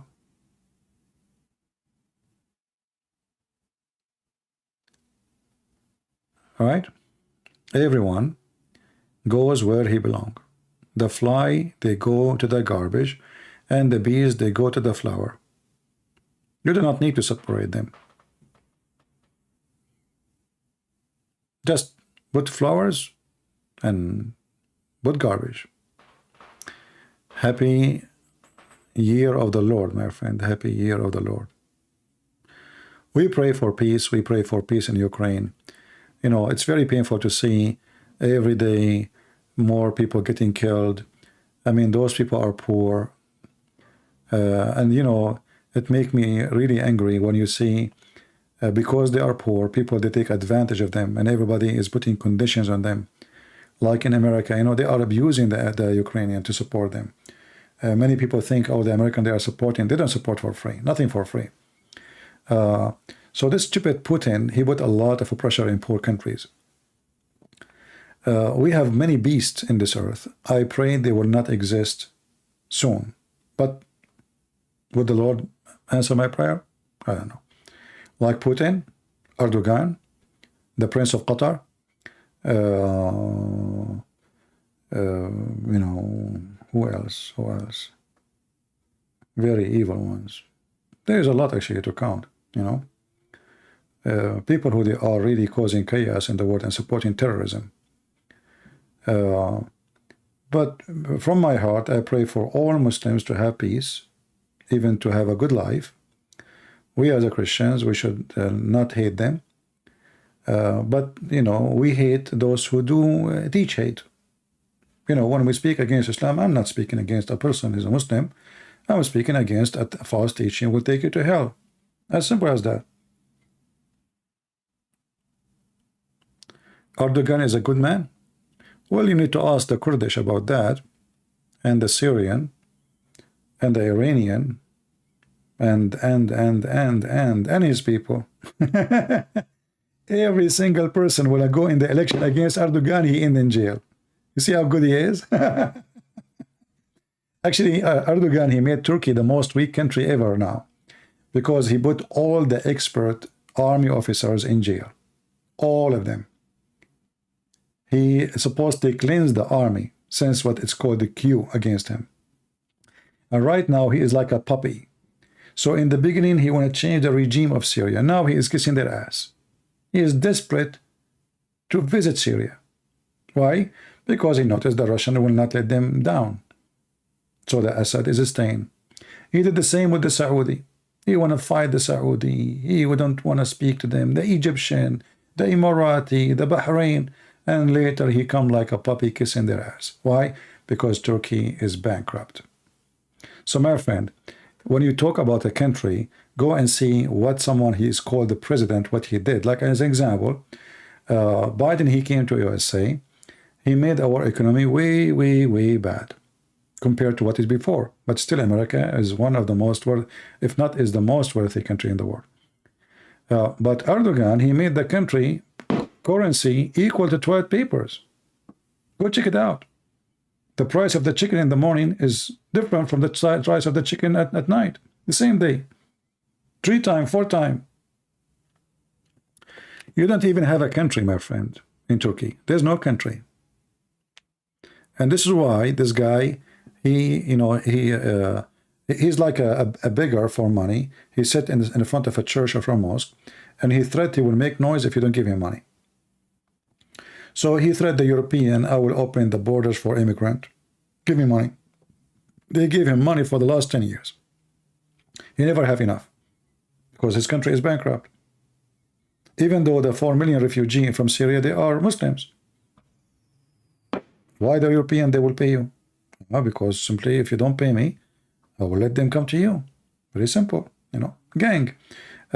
So he have no honor. The country is going back down. He is claiming to have a lot of accomplishment. He lied to the Turkish, claiming that he discovered gas. And if you ask, where is the gas of Turkey? People are laughing. You know, all Muslim leaders, they claim a lot of things, especially in those poor countries, to calm down the population. So suddenly they discover gold, millions tons of gold, but nobody see them. They are not there. To make you just dream, you know, dream, just a dream.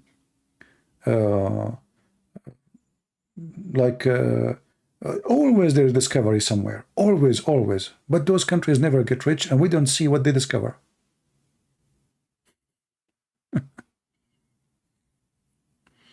You don't see ever what they discover.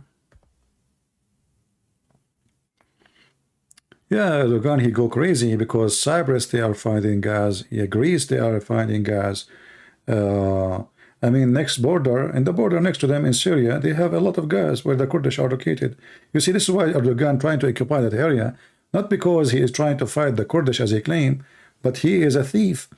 When ISIS was occupying that area, ISIS was selling the oil and the gas, the methanol, to Turkey for very cheap price. He's a thief.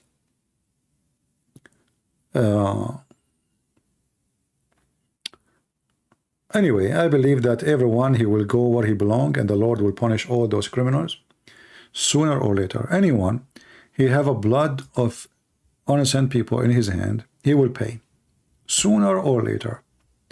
You know, some people think that, okay, when God is going to punish those people, he will. Trust me. Those people themselves, they will never be happy in their life too. And they will die a horrible death.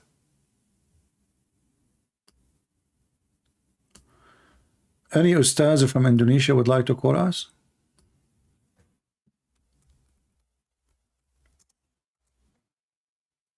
Do we have people now from Indonesia, or they are asleep? I guess they are not awake right now, right? Are they awake? Where is the ustaz? The Muslim, they are asking kids to answer me. Aren't you afraid that Allah will make your head the head of a donkey? Do you think Trump will win in the coming election? I don't want Trump to win in the coming election. I mean, you see, the last year I discovered how stupid this idiot man is. And I lost respect for him. I mean, can you believe it that he paid tax $750? Can you believe it in the last year he have zero tax? Zero? Do you know how much tax I pay? So the poor me, I pay a lot of tax, and the billionaire Trump, he paid nothing. They are just, scumbags. And this guy, he invite people who they are anti-black people, racist. They hate the Jews. They hate Israel. In the same time, he invites stupid people like Key West, whatever, Kardashian. I mean, look who he associates himself with. Who? He's mentally ill. He's not stable. So I lost my respect to him, especially what he did in the last year. I mean, this guy is really an idiot.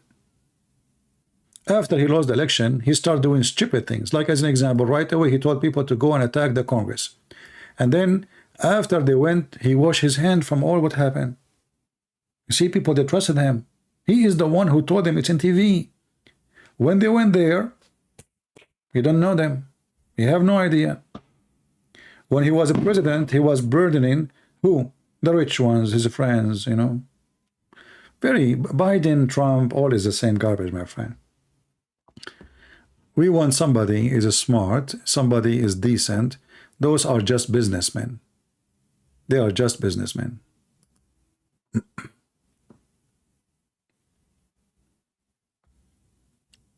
So for me, I did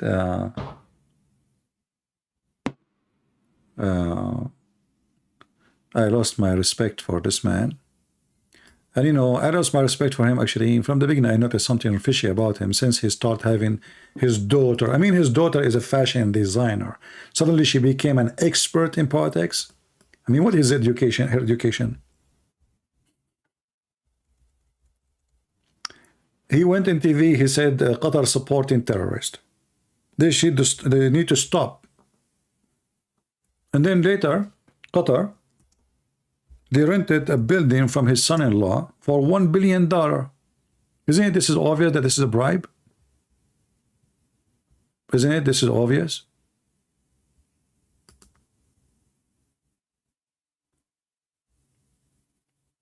We have a Muslim, his name is Aziz Ali, and he is laughing at the Trinity.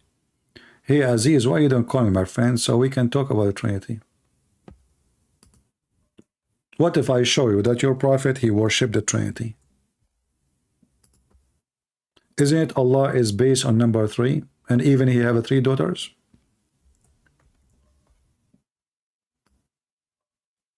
Are you there, Aziz Ali?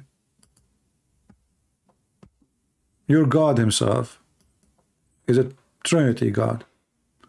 When you recite the Quran, you say Bismillahir Rahmanir Rahim. Allah, Ar-Rahman, Ar-Rahim. Why? If your God is one, why you recite 3 names? If you say to me those are 3, okay, why 3? Why you start everything you do by 3? Why you practice ablution using the method of 3? Washing your nose 3 times, your mouth 3 times, your hand 3 times, your feet, I mean everything. Why 3 times? Can you tell us? There are Unitarian Christians. Well, they are not Christians. Anyone, he is not a person believing in Trinity, he is not Christian. Christians is those who believe in, even your stupid Quran says so, you stupid. Even your Quran says that the Nasara, they believe in the Trinity. He did not call them, he called them Nasara. You Muslim, they say Nasara mean the helper of Jesus.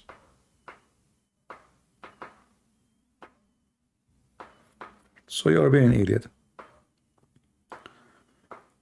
Do we have any Muhammadan there to call us?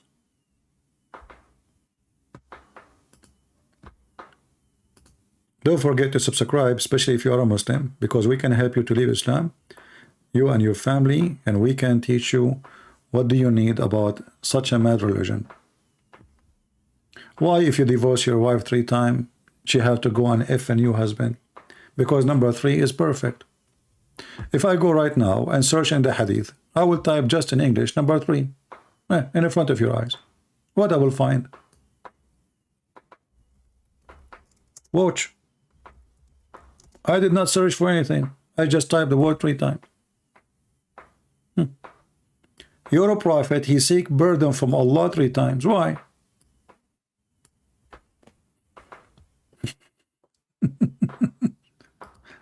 Isn't this embarrassing? Why? I changed the Muslim to tell me why 3 times. What about 4? What about 5? Please Allah forgive me. Please Allah forgive me. Please Allah forgive me. When your prophet do ablution, what he do? He wash his hand 3 times, his mouth 3 times, his nose 3 times, his feet 3 times. And what's wrong with you? Mr. 3 times. Do you see it? This is your God. 3 times, 3 times, 3 times, 3 times, 3 times, 3 times, 3 times. Even when he say Assalamu alaikum, he say Assalamu alaikum 3 times. So who is the one who followed the Trinity? If you ask you why you 3, you will say 3 is a perfection number. So your prayer cannot be perfect unless you have a perfect cleansing. What make it clean? 3 times.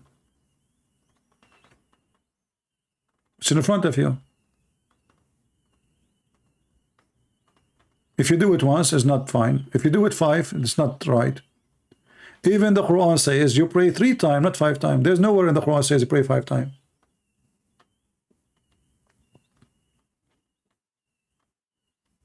Even when you die, the angels will come to you in the grave and they will ask you 3 questions. Is that true?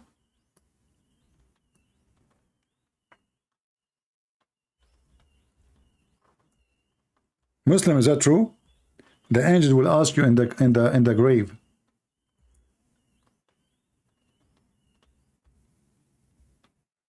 Let us see. 3 questions.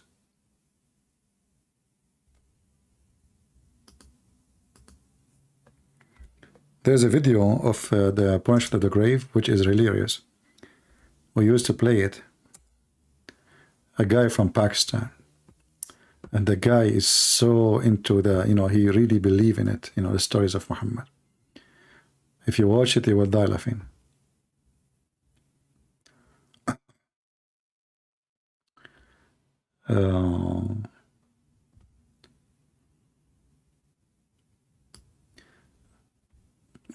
Just to show you how Muhammad even how he even mentioned the punishment. Why people are punished for?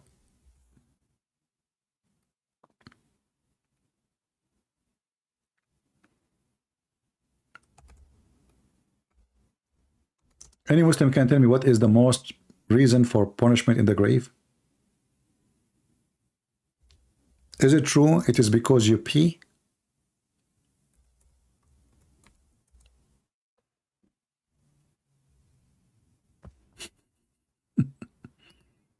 Is that true? That Allah will send angels to torture you because of your piss? So your God will not torture you for having sex with the children's, for being just because you do piss, Allah will send angels to torture you. Do you see how piss is so serious? And then we find that Muhammad, he showered with piss. And we find that Muslims, they drink his piss. And then if a piss touch your feet, Allah will send angels to torture you. Are you there? This must be true, by the way. This is Sahih Hadith. It says they're authentic. Authentic, brother. The Messenger of Allah said most of the torment of the grave. I mean, you are dead and now they are punishing you in the grave. Are you dead or alive? I mean, say to the guy, I will send you your mother-in-law to live with you in the grave. That will be a torment. Or tell him, I will send you your previous wife, which, you hate her very much. That will be a torment. But angels in the grave because he did piss? What about saying to him, I will not give you Wi-Fi? Here we go. He cannot watch TV, no movies, no YouTube. He cannot listen to Christian Prince. They will come and they have with them a hammer. Have you ever heard of the story of Thor? Two angels coming with the hammer and they ask you 3 questions. 3 questions. First question, what is your religion? You say Islam. If you don't say Islam, they will hit you. And you will go 70 feet down the grave, brother. You are in the grave now, and you will go 70 down, because the hammer, brother, hammer. And the funny is, the Muslim, they have like millions of articles and videos about the proof of the torment of the grave, brother. Man, it's proven to be true. It's true.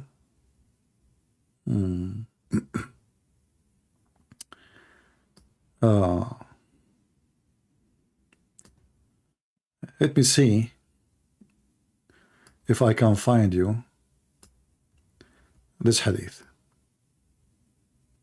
This is why I told them when I die, please just, I order already a helmet from Amazon, army helmet, because I know those angels will come to me. So I'm preparing for that, A helmet made in America is anti even bullet, so hammer won't do nothing. So, brother, look at this. Brother, the angels will hit you with the hammer and you will scream.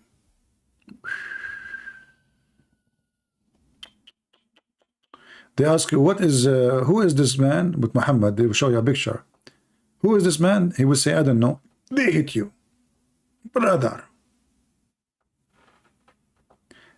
And when they hit you, you will go down in the earth 70 something, brother. It's amazing, true story. Those are true stories. Yeah.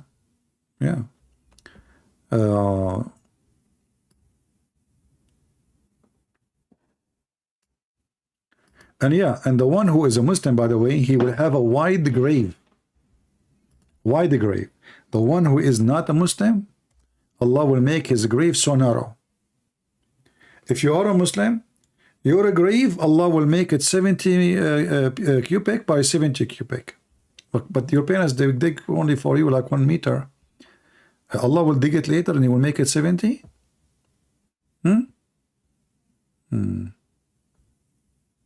And not only that, those the grave, he is inside the grave will be green. Like a greenhouse, you know, in the garden. Yes. And there is light in the grave. Look, even the Muslim, they calculate how many square cubit. Look, brother.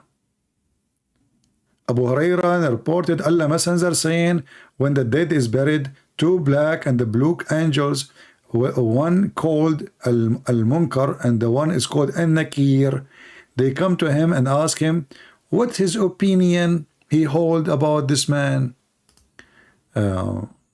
which means Muhammad.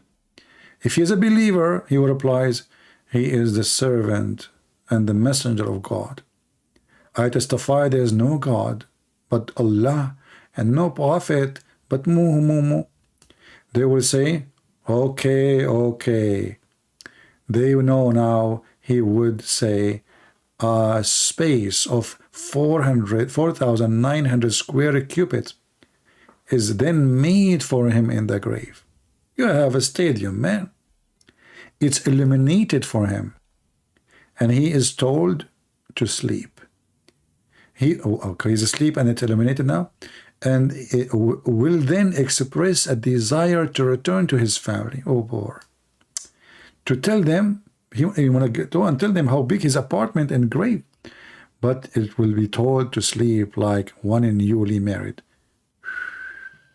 Hey guys, I'm not sure about this. Are you saying that those who are newly married, they sleep too much? What the heck? I thought they will be busy making babies. They will sleep too much, right? One day a Christian will be sorry, but it will not be over. My friend Aziz Ali, my friend, I feel sorry for you. Do you know what will happen to you, Aziz, when you die? Is it true? And I challenge you to tell me I'm lying, that they will push a big piece of clothing in your anus to avoid the 99 dragons to go inside your anus? Tell me I'm lying, call me. So who feels sorry for who? Guys, there is a story. I should find it. Funny story. There's a guy, a Muslim guy, he died. And then a Muslim scholar, he was there, and he looked at the guy, you know, a funeral. The guy, you know, the Muslim, they wash him naked. They wash the man, he's naked, and they place him on a table. So the scholar, the sheikh, he said, you know what, this man is not dead. The Muslim, they said to him, what are you talking about? He's dead. He's not moving, he's not breathing. He said, okay, let us do this. He put his finger in his anus, and he said, look, his anus is warm. And then after that, everyone in the funeral, he start putting his finger in the anus of the dead man so they can examine the dead body. So Ali, if you don't behave yourself, I will go on your funeral. I will dress as an Arabian, and I speak Arab. As you know, I'm an Arab. And I will tell them, this guy is not dead. They will say, what are you talking about? Ali is dead. I say, no. And I will place my finger in your anus. And then everyone in the funeral, even if they are 10,000, they will place their finger in your anus to examine if you are dead or not. You can find the story in what is called the website, Shia Pan. This is Shia website. You know, they are quoting too many references from the Muslims. This is not Shia story. This is Sunni story.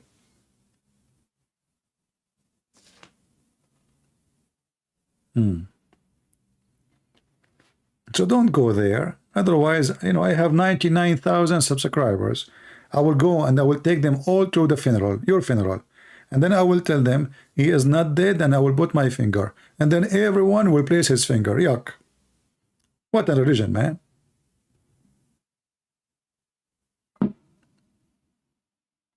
I mean, this is how you examine if the guy is dead.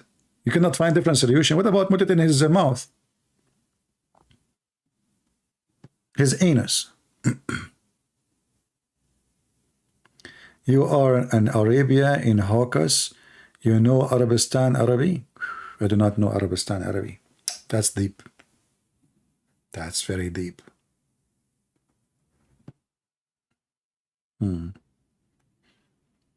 warning you, if you insult me, I will put your name in my list of funerals, and I will take my subscribers. You know, by the end of the day, we will have 100,000 subscribers. Guys, do you know how many Muhammad, according to Muhammad, how many people they attend the funeral of Harun, the brother of Moses?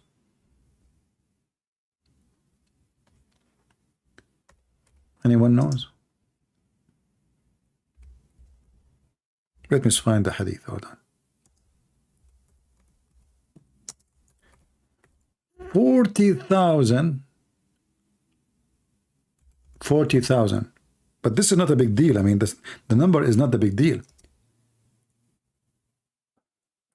40,000. All of them, their name is Harun.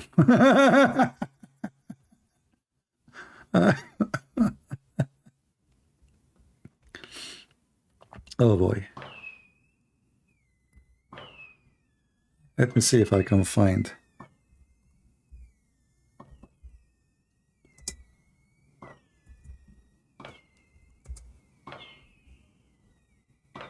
All right.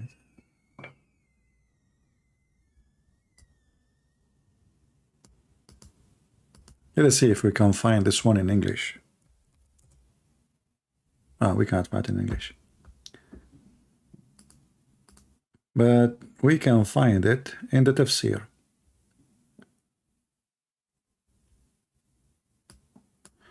Actually, maybe we can find it in Ibn Kathir in English. Hold on. If we go to chapter 19, verse number 28, let's try. 40,000. Muhammad, he do not know how to lie, man. I mean, Muhammad is the most truthful person ever. I mean, okay, so now there's 40,000 people in the funeral. All of them, their name is Harun. Why? All the nation of Israel, they use the name Harun. There's nobody called Moses, nobody called any name. Jack Shalom, nobody. Only Harun. Come on, Rabbi Aman. True story. Let us see if we can find it here in the translation.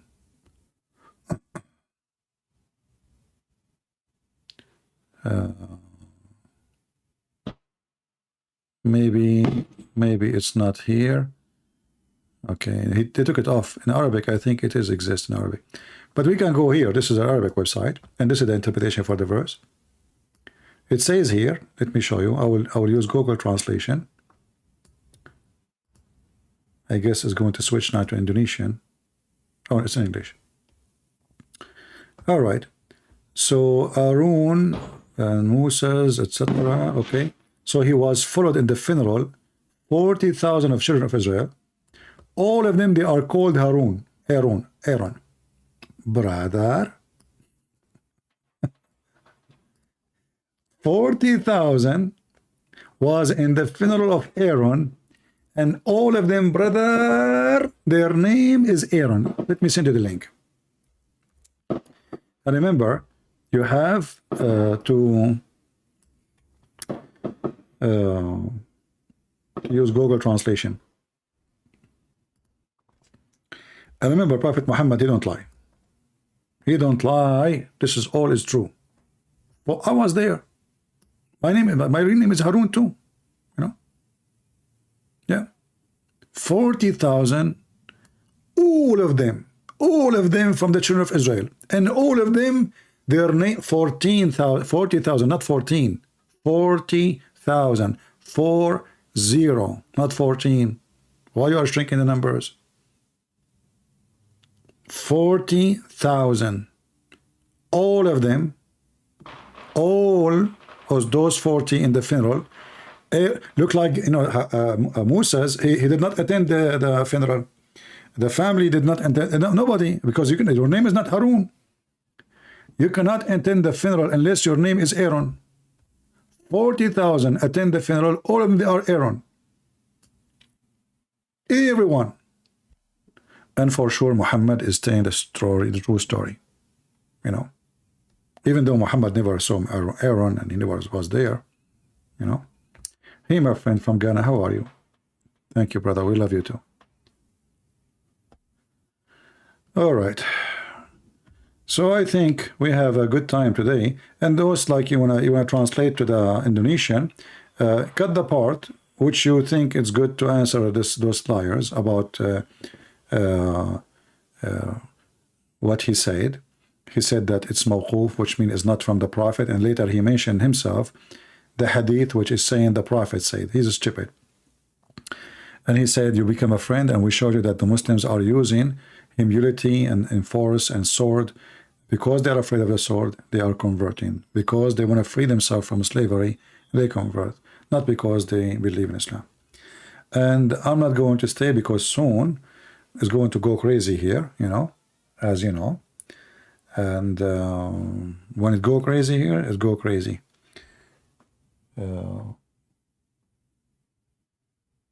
And the bad thing, there is no snow and there is no rain. Because, you know, those stupid people, when they do this firework, they can cause fire. And what we can do. Anyway, I want to say to all of you, Happy New Year of the Lord. We pray that all of you will have, and your good prayer will come to be true. Good prayer, because some people, they pray for evil, right? Like Muhammadan. Muhammadan, they pray for evil. They pray for the death of people. They celebrate death of people. They love seeing people getting hurt, because this is Muhammad, you know, what he taught them. And that's what the Quran do actually too. So we don't want to be like the Muhammadan. Make a good prayer. Don't pray to curse the Muslims. Don't make a prayer of hate against Muslims. We are Christians, remember that. We pray for good. For our Lord is the good Lord.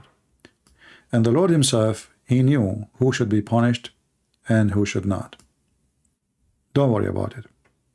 It's not because you pray for somebody to be punished, he will be punished. He will be punished anyway. He will be punished. A criminal, he will be punished. He will never get away with his crime. No matter what. No one can protect you from the Lord himself. So, I will pray for peace in Ukraine, in the world. I will pray for Muslims to see the truth, and the truth will set them free. I pray that the coming year we will have more millions of Muslims living Islam, as we saw. We pray that in Saudi Arabia, Islam will shrink faster and faster. I'm very thankful, actually, that this man, the Crown Prince of Saudi Arabia, he become in charge. And I pray that this year he will become the king. And then Islam is bye-bye for a long, long time. Maybe forever.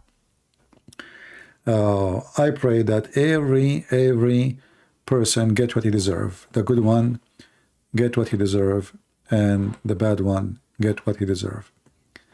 I pray for all of you to be in good health and wealth. I pray for your family. And for me, I have no prayer for myself.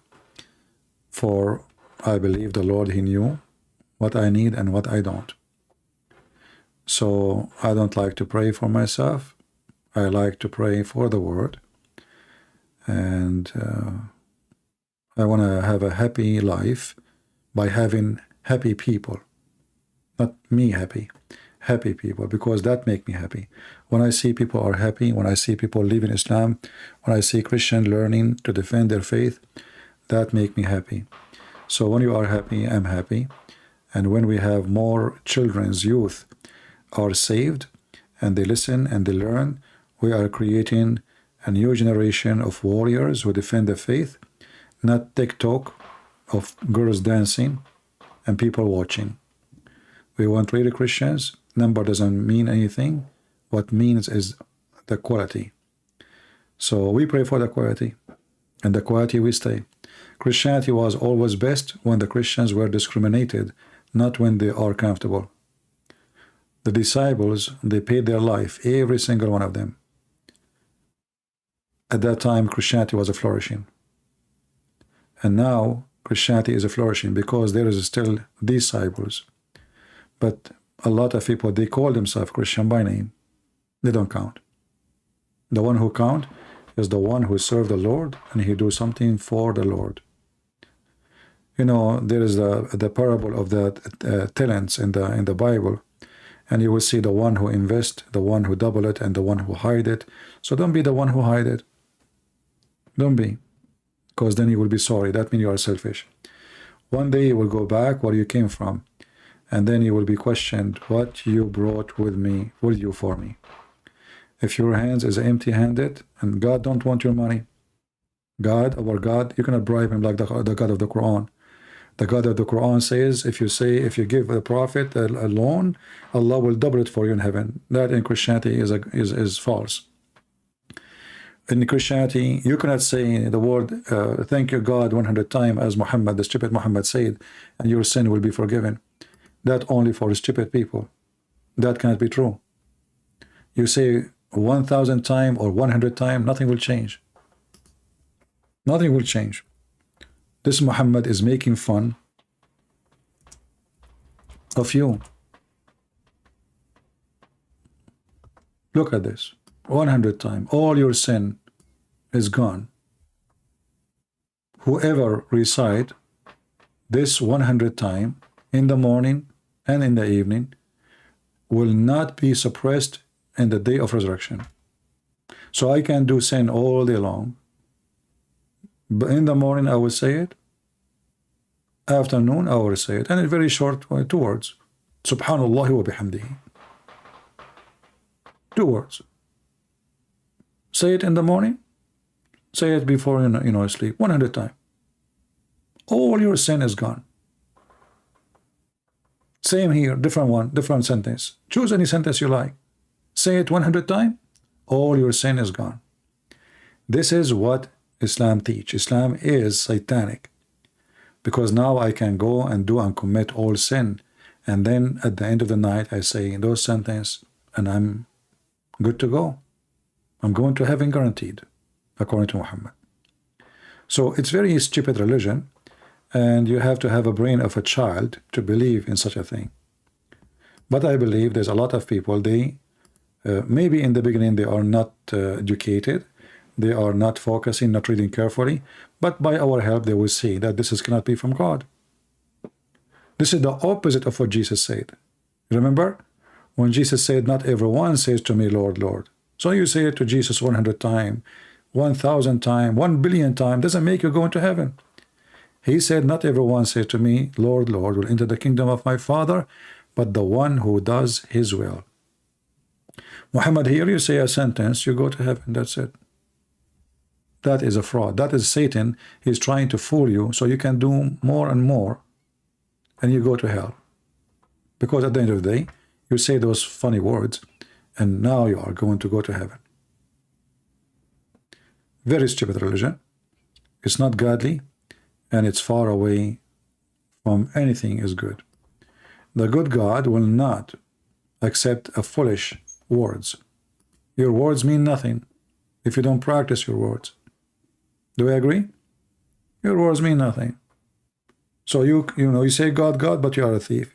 You say God, God, but you are a child molester. You say God, God, if like I saw in the TV, there was like this when the snowstorm happened, some filthy people, they start looting the stores. But they are thieves. As soon as they get some freedom, here we go. They are all over the town. So there's a lot, it's true, there's a lot of evil people. Just give them some freedom and you will see. Imagine if we say there's no police. Do you know how many bank robbery will happen around the world? So some people think that people behave because people are good. No, the majority of the people are bad everywhere. The majority, not the minority. Just take the power from the authority and see what will happen. looting, raping, killing. The strong will kill the weak, and it's like an ocean. Big fish will eat a small fish. Human being is a very scary creature. And if we leave ourselves without the teaching of the Lord, that will make us not only, the little minority, maybe we will not exist, because everybody will be deceived. Everybody will be evil. Evil will become a lifestyle, Evil will become a lifestyle for many people. And this is what happened in many countries, because they are now fighting the Bible teaching. You will see drugs, you will see fighting, you will see shooting, you will see low manner, you see low ethic, because the ethic mean nothing. Everybody live as he wish. And as long you live as you wish, then you do as you wish. As long you don't believe there is God and there is punishment and there is penalty, so why you will not be bad? What bad mean? That word doesn't mean anything to you.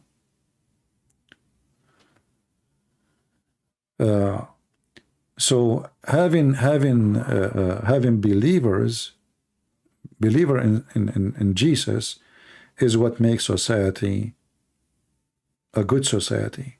The second you take his name away, you will find something different. Like there's a city in USA. It's called Philadelphia. Philadelphia, maybe 97% of it is atheist. They are liberals and they are atheists. Go check it out. Just search in YouTube, Philadelphia. People walk in the street like zombie. Drugs, people sleeping in the street, sex in the street. They take drugs in the street. There is no government. There is no police, because the police are liberals. They don't believe in the Bible. The mayor is against the Bible. The whole town, is anti-Christianity. They want to live like this. Go and see what's happening there. The second you kick God out of your town is not a town, it's a graveyard. I can right now search for that city. Let me do that. I will not play the video, but I will just to show you what I'm talking about.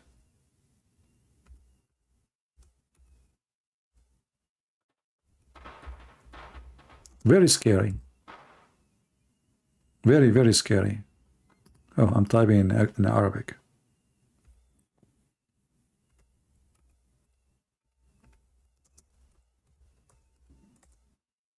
Again, we are typing in Arabic. What's happening? My keyboard is switching. What the heck? My keyboard keeps switching.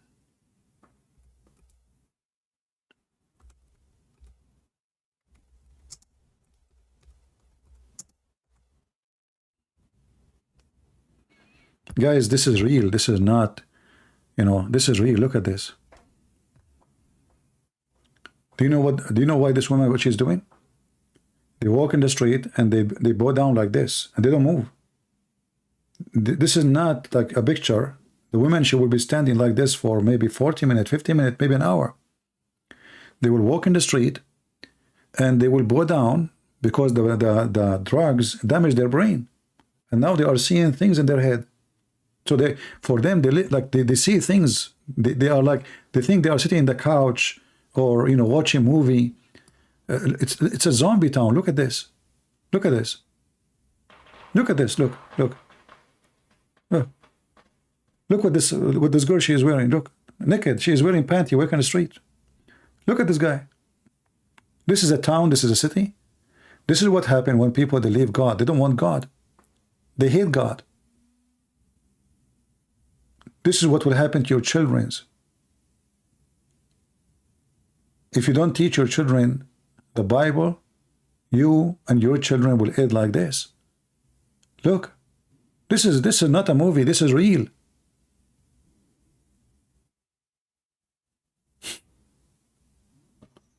Look, you see how they bend down? She's bending down and I don't know, she is pissing or I don't know, but she is crazy. Look at this. Nobody want to work. Nobody want to go to have a job. They want to have drugs. They want to smoke. They want to go party. They want to have sex. They don't care for anything. Look at this guy.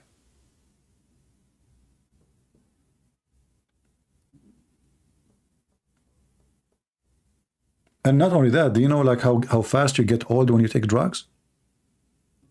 So maybe I would add one more wish, you know, that we will fight drugs and people will be aware that drugs is satanic. Totally satanic. Look at this. This is not a city. This is not a town. Look at this young girl. How people they end like this. The devil, my friend, when you welcome the devil to town, the good God will leave you alone. Because you choose him. You choose the devil. The devil is your God now. So why anyone, I mean, when they say to you, don't teach the Bible, we don't want the cross, we don't want churches, take the Bible from the hotels, and this is the result. This is the result. The more they do this, look at those faces, look. Those are young people, those are not old. But when you look at the face, you will think this person is old, like maybe 80 years or 70 years, what 80? I mean, is dying actually.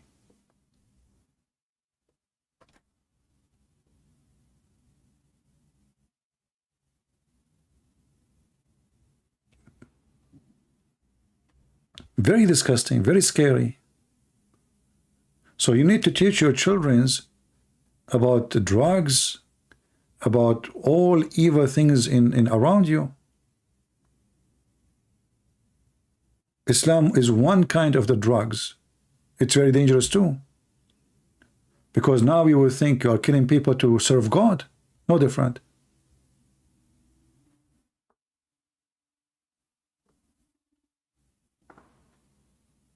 Imagine you live in such a city. Look at this. What is this? And this Biden and Trump, they were busy giving money, help to countries around the world, when this is what happened in our country.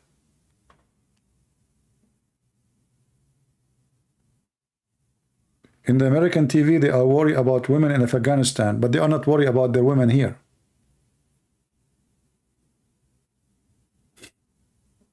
This is what happened when you have the new Taliban. The new Taliban is the Democratic Party and Biden. War against Christianity, war against the Bible, war against the good manner, war against marriage, war against being even your gender. They want to change your gender. And this is the result, my friend. So be aware. Be aware of what's happening, because you can be a victim too. Your friend, he wanted to debate me.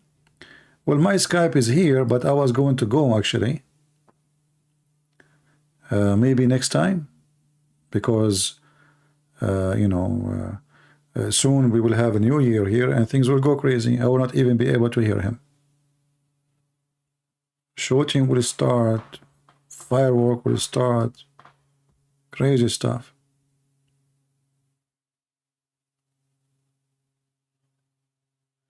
Yeah, you know, when you don't have faith, you don't have a belief, then you are just, you go with the flow, you know, the flow of the earth. Whatever the earth want. Nightclubs, you know, drinking, party, yeah. And then, you know, like you hear about shooting in nightclubs. So I say, okay, why you go to nightclubs? People are complaining. Like there is shooting. What do you expect to see in nightclub? Philosophers? Genius? What exactly you expect? I mean, why you are surprised if there is people fighting in nightclub? This is the place where they sell drugs. This is the place where they recruit for drugs. This is where they have customers. And you are surprised why in nightclubs bad things happen? I never go. I will never go. We will go. We have a big celebration I can go downtown. There's a, you know, even there's nothing wrong. I mean, there's no drugs there, but I will not go. Is it worth it? What is that for? Little shiny fire in the sky and you go crazy for it? What is that? And people scream, hey, what for? I mean, what is that? What exactly, what you accomplished, what you did? It's just, you know, human being is desperate for a change. And I find those people who they are searching for parties, they are just unhappy with their life. And then when they go to party, they get more sad. Because as soon as the party is over, they go back sad more now. Because it's over.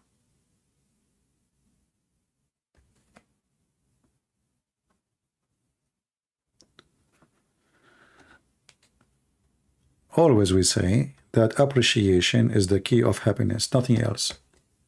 If a person who live in any poor country in the world and he appreciate what he have, he is more happy than someone he have a lot of money like Elon Musk. This guy, he have a spaceship. But trust me, this guy, he have millions of enemies. He cannot even go free in the front of his door to have something, like any human being. Can he go to a restaurant like everybody? No. Can he go just walk in the street? No, he need a bodyguard. He will be killed. Even other countries will kidnap him. Intelligence from different countries. So when you live a life which is simple, even if you are poor, you might say to me, oh, you do not know what poor mean. You do not know what hungry mean. Trust me, my friend, I went through a lot of things in my life. And nothing changed, and I will never change. Because a human being always will stay poor, even when you are rich. Actually, the most poor people is the rich ones. The more rich you get, the more lonely you are. The more rich you get, the more friends who are fake you have.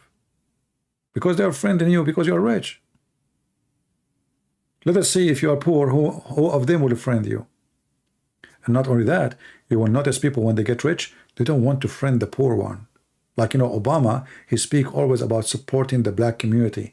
Then when he become a president, and even after that, he bought a mansion between the white people, the rich white people. Why you don't live with the poor? Trump, he speak about the poor too, but where he live?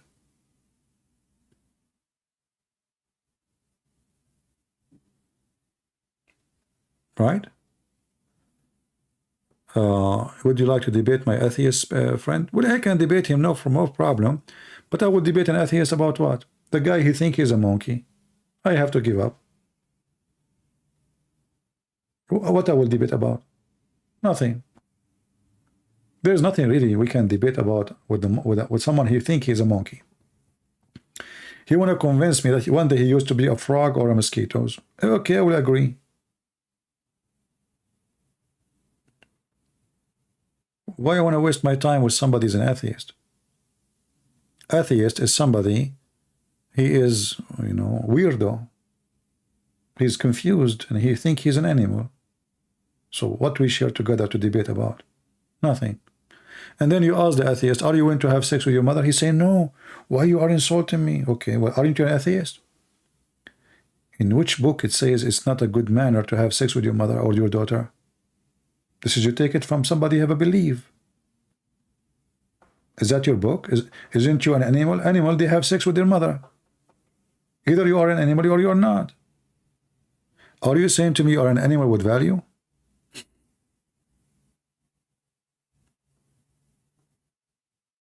You know what I mean? So when you say you are an animal, okay, where your value is coming from? Animal do what animal do. Have you ever heard of a donkey? He have honor. Have you ever heard of a donkey? He will not have sex with his mother. Have you ever heard of a dog? He see his mother naked, so he close his eyes. So atheist, talking to them is a waste of time. In one hand, they speak of intelligence. On the other hand, their reasoning is stupid.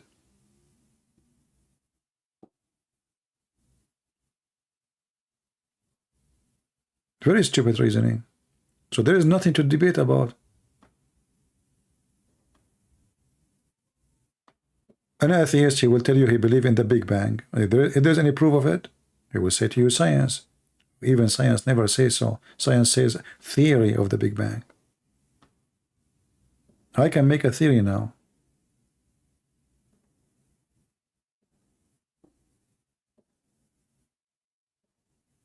So always when you debate, you have to ask yourself, what is the, we will debate about what?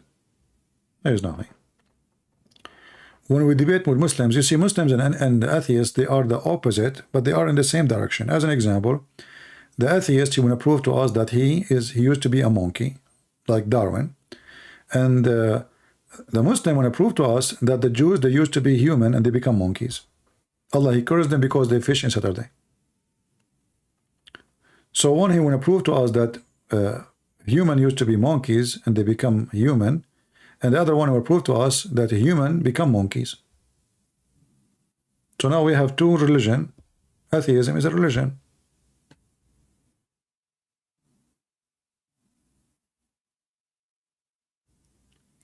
Well, if there is an atheist here, he can contact me, no problem. I will talk to him for like 15-20 minutes. Do we have anyone is an atheist here?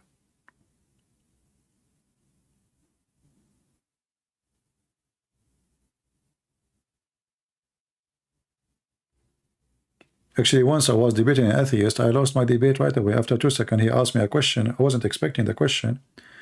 He said, the Christian Prince, be honest, do you like banana? So I said, yeah. You know, he said, see, here we go. I proved that all of us, originally, we are monkeys. Do you like banana?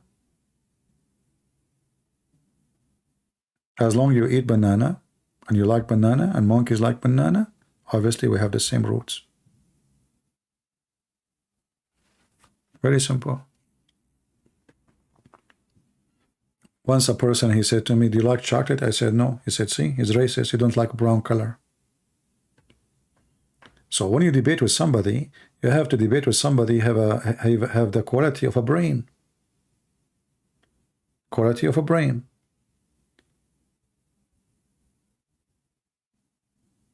I'm not against science, but your science is a temporary science. Because what you discover today is going to be a joke after 100 years.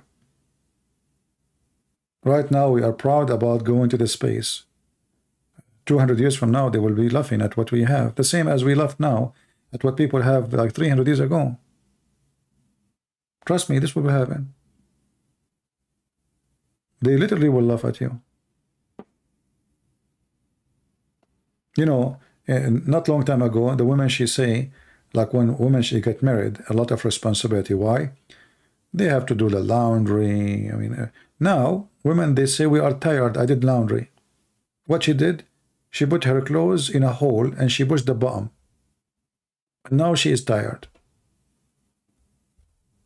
Yeah.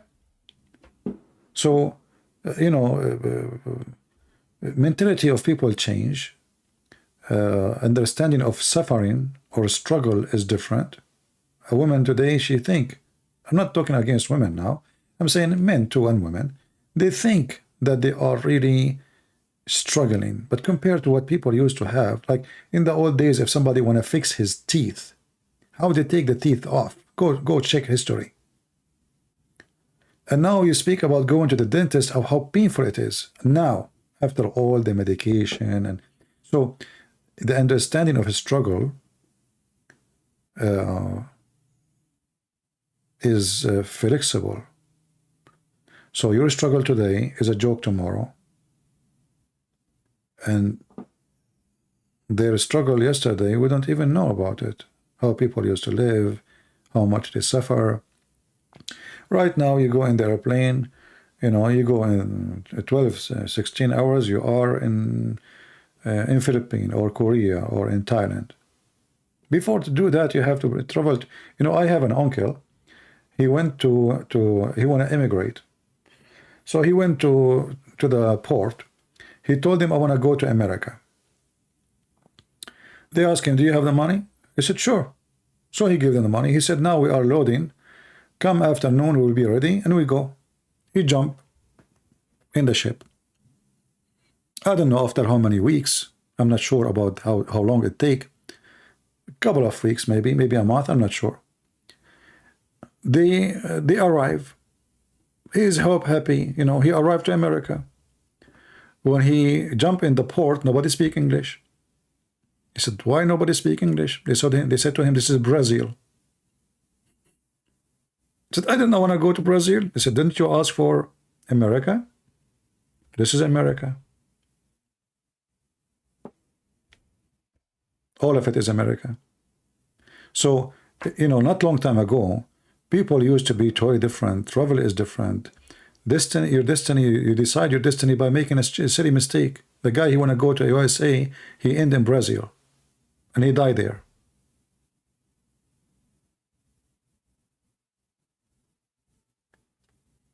So, life is different, understanding is different, you know, be aware of things is different. And, you know, like, now we are going backward, actually. Instead of being smarter, we are going more dumb and stupid.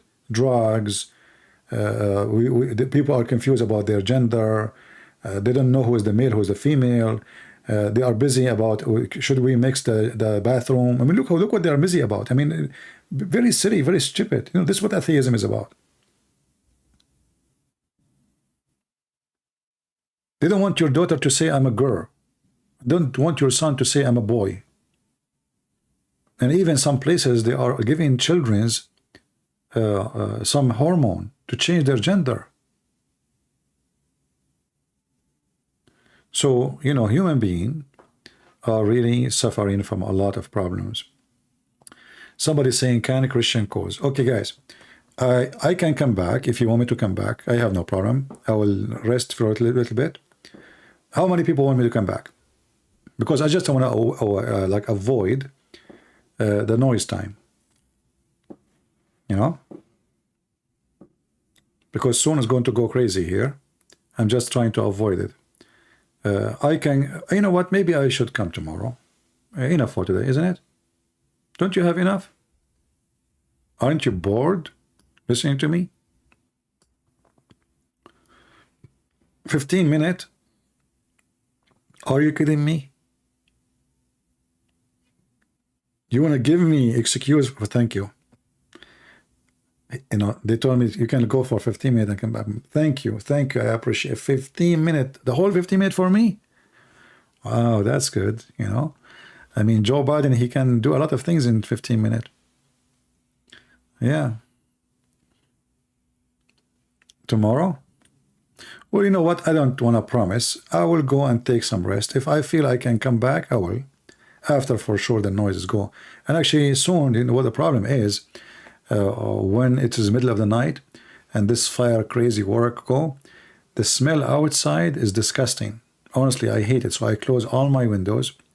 Actually, I put even towels behind the doors so nothing can go through the windows or the door. Because the smell of the firework is so disgusting. I hate it. You know? Yeah, so we will see. If I could, I will come back. If not, I will be here the second day. And now, if you are from Indonesia, the video now is so long, right? So you cut the part where I get this guy busted, make it short, so you can translate to Indonesian people. And the funny is, I supposedly will go live for 15 minutes just to get him busted and go. 15 minutes. Mission impossible for me. Yeah, that is not a number for me. Never work. So we will see. If I could come back, I will be back. If not, Happy New Year of the Lord for all of you, and we pray for all of you. And Happy New Year, Europe, Australia, India, Philippines, Indonesia, America, everybody in the world. All of us, we are one family, and Christ destroy all kind of racism between us. One of the beautiful things about Christ, when the Bible says, for God he loved the world, he sent his only begotten Son. And this is the message of Christianity. For God he loved the world.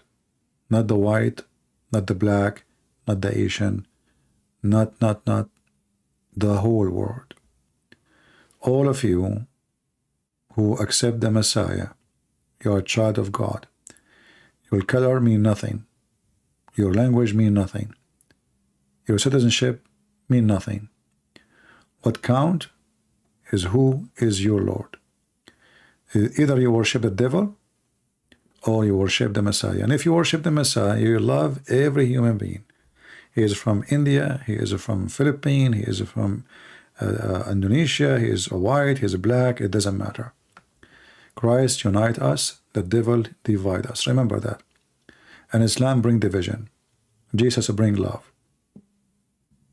As simple as that. You do not need a book to know that the one who bring division is ungodly. Quran chapter 5 verse 14 says, I will spread hatred and enmity between them. Allah speaking. That is Allah. Jesus, he said, I will spread love and peace between them. Bless those who make peace. So this is your Lord, my friend. Don't listen to the devil so you can have a better life. Thank you all for being here. If I could come back, I will. If not, see you maybe tomorrow. Christ is Lord. Islam is a fraud, and we prove it every day. Thank you.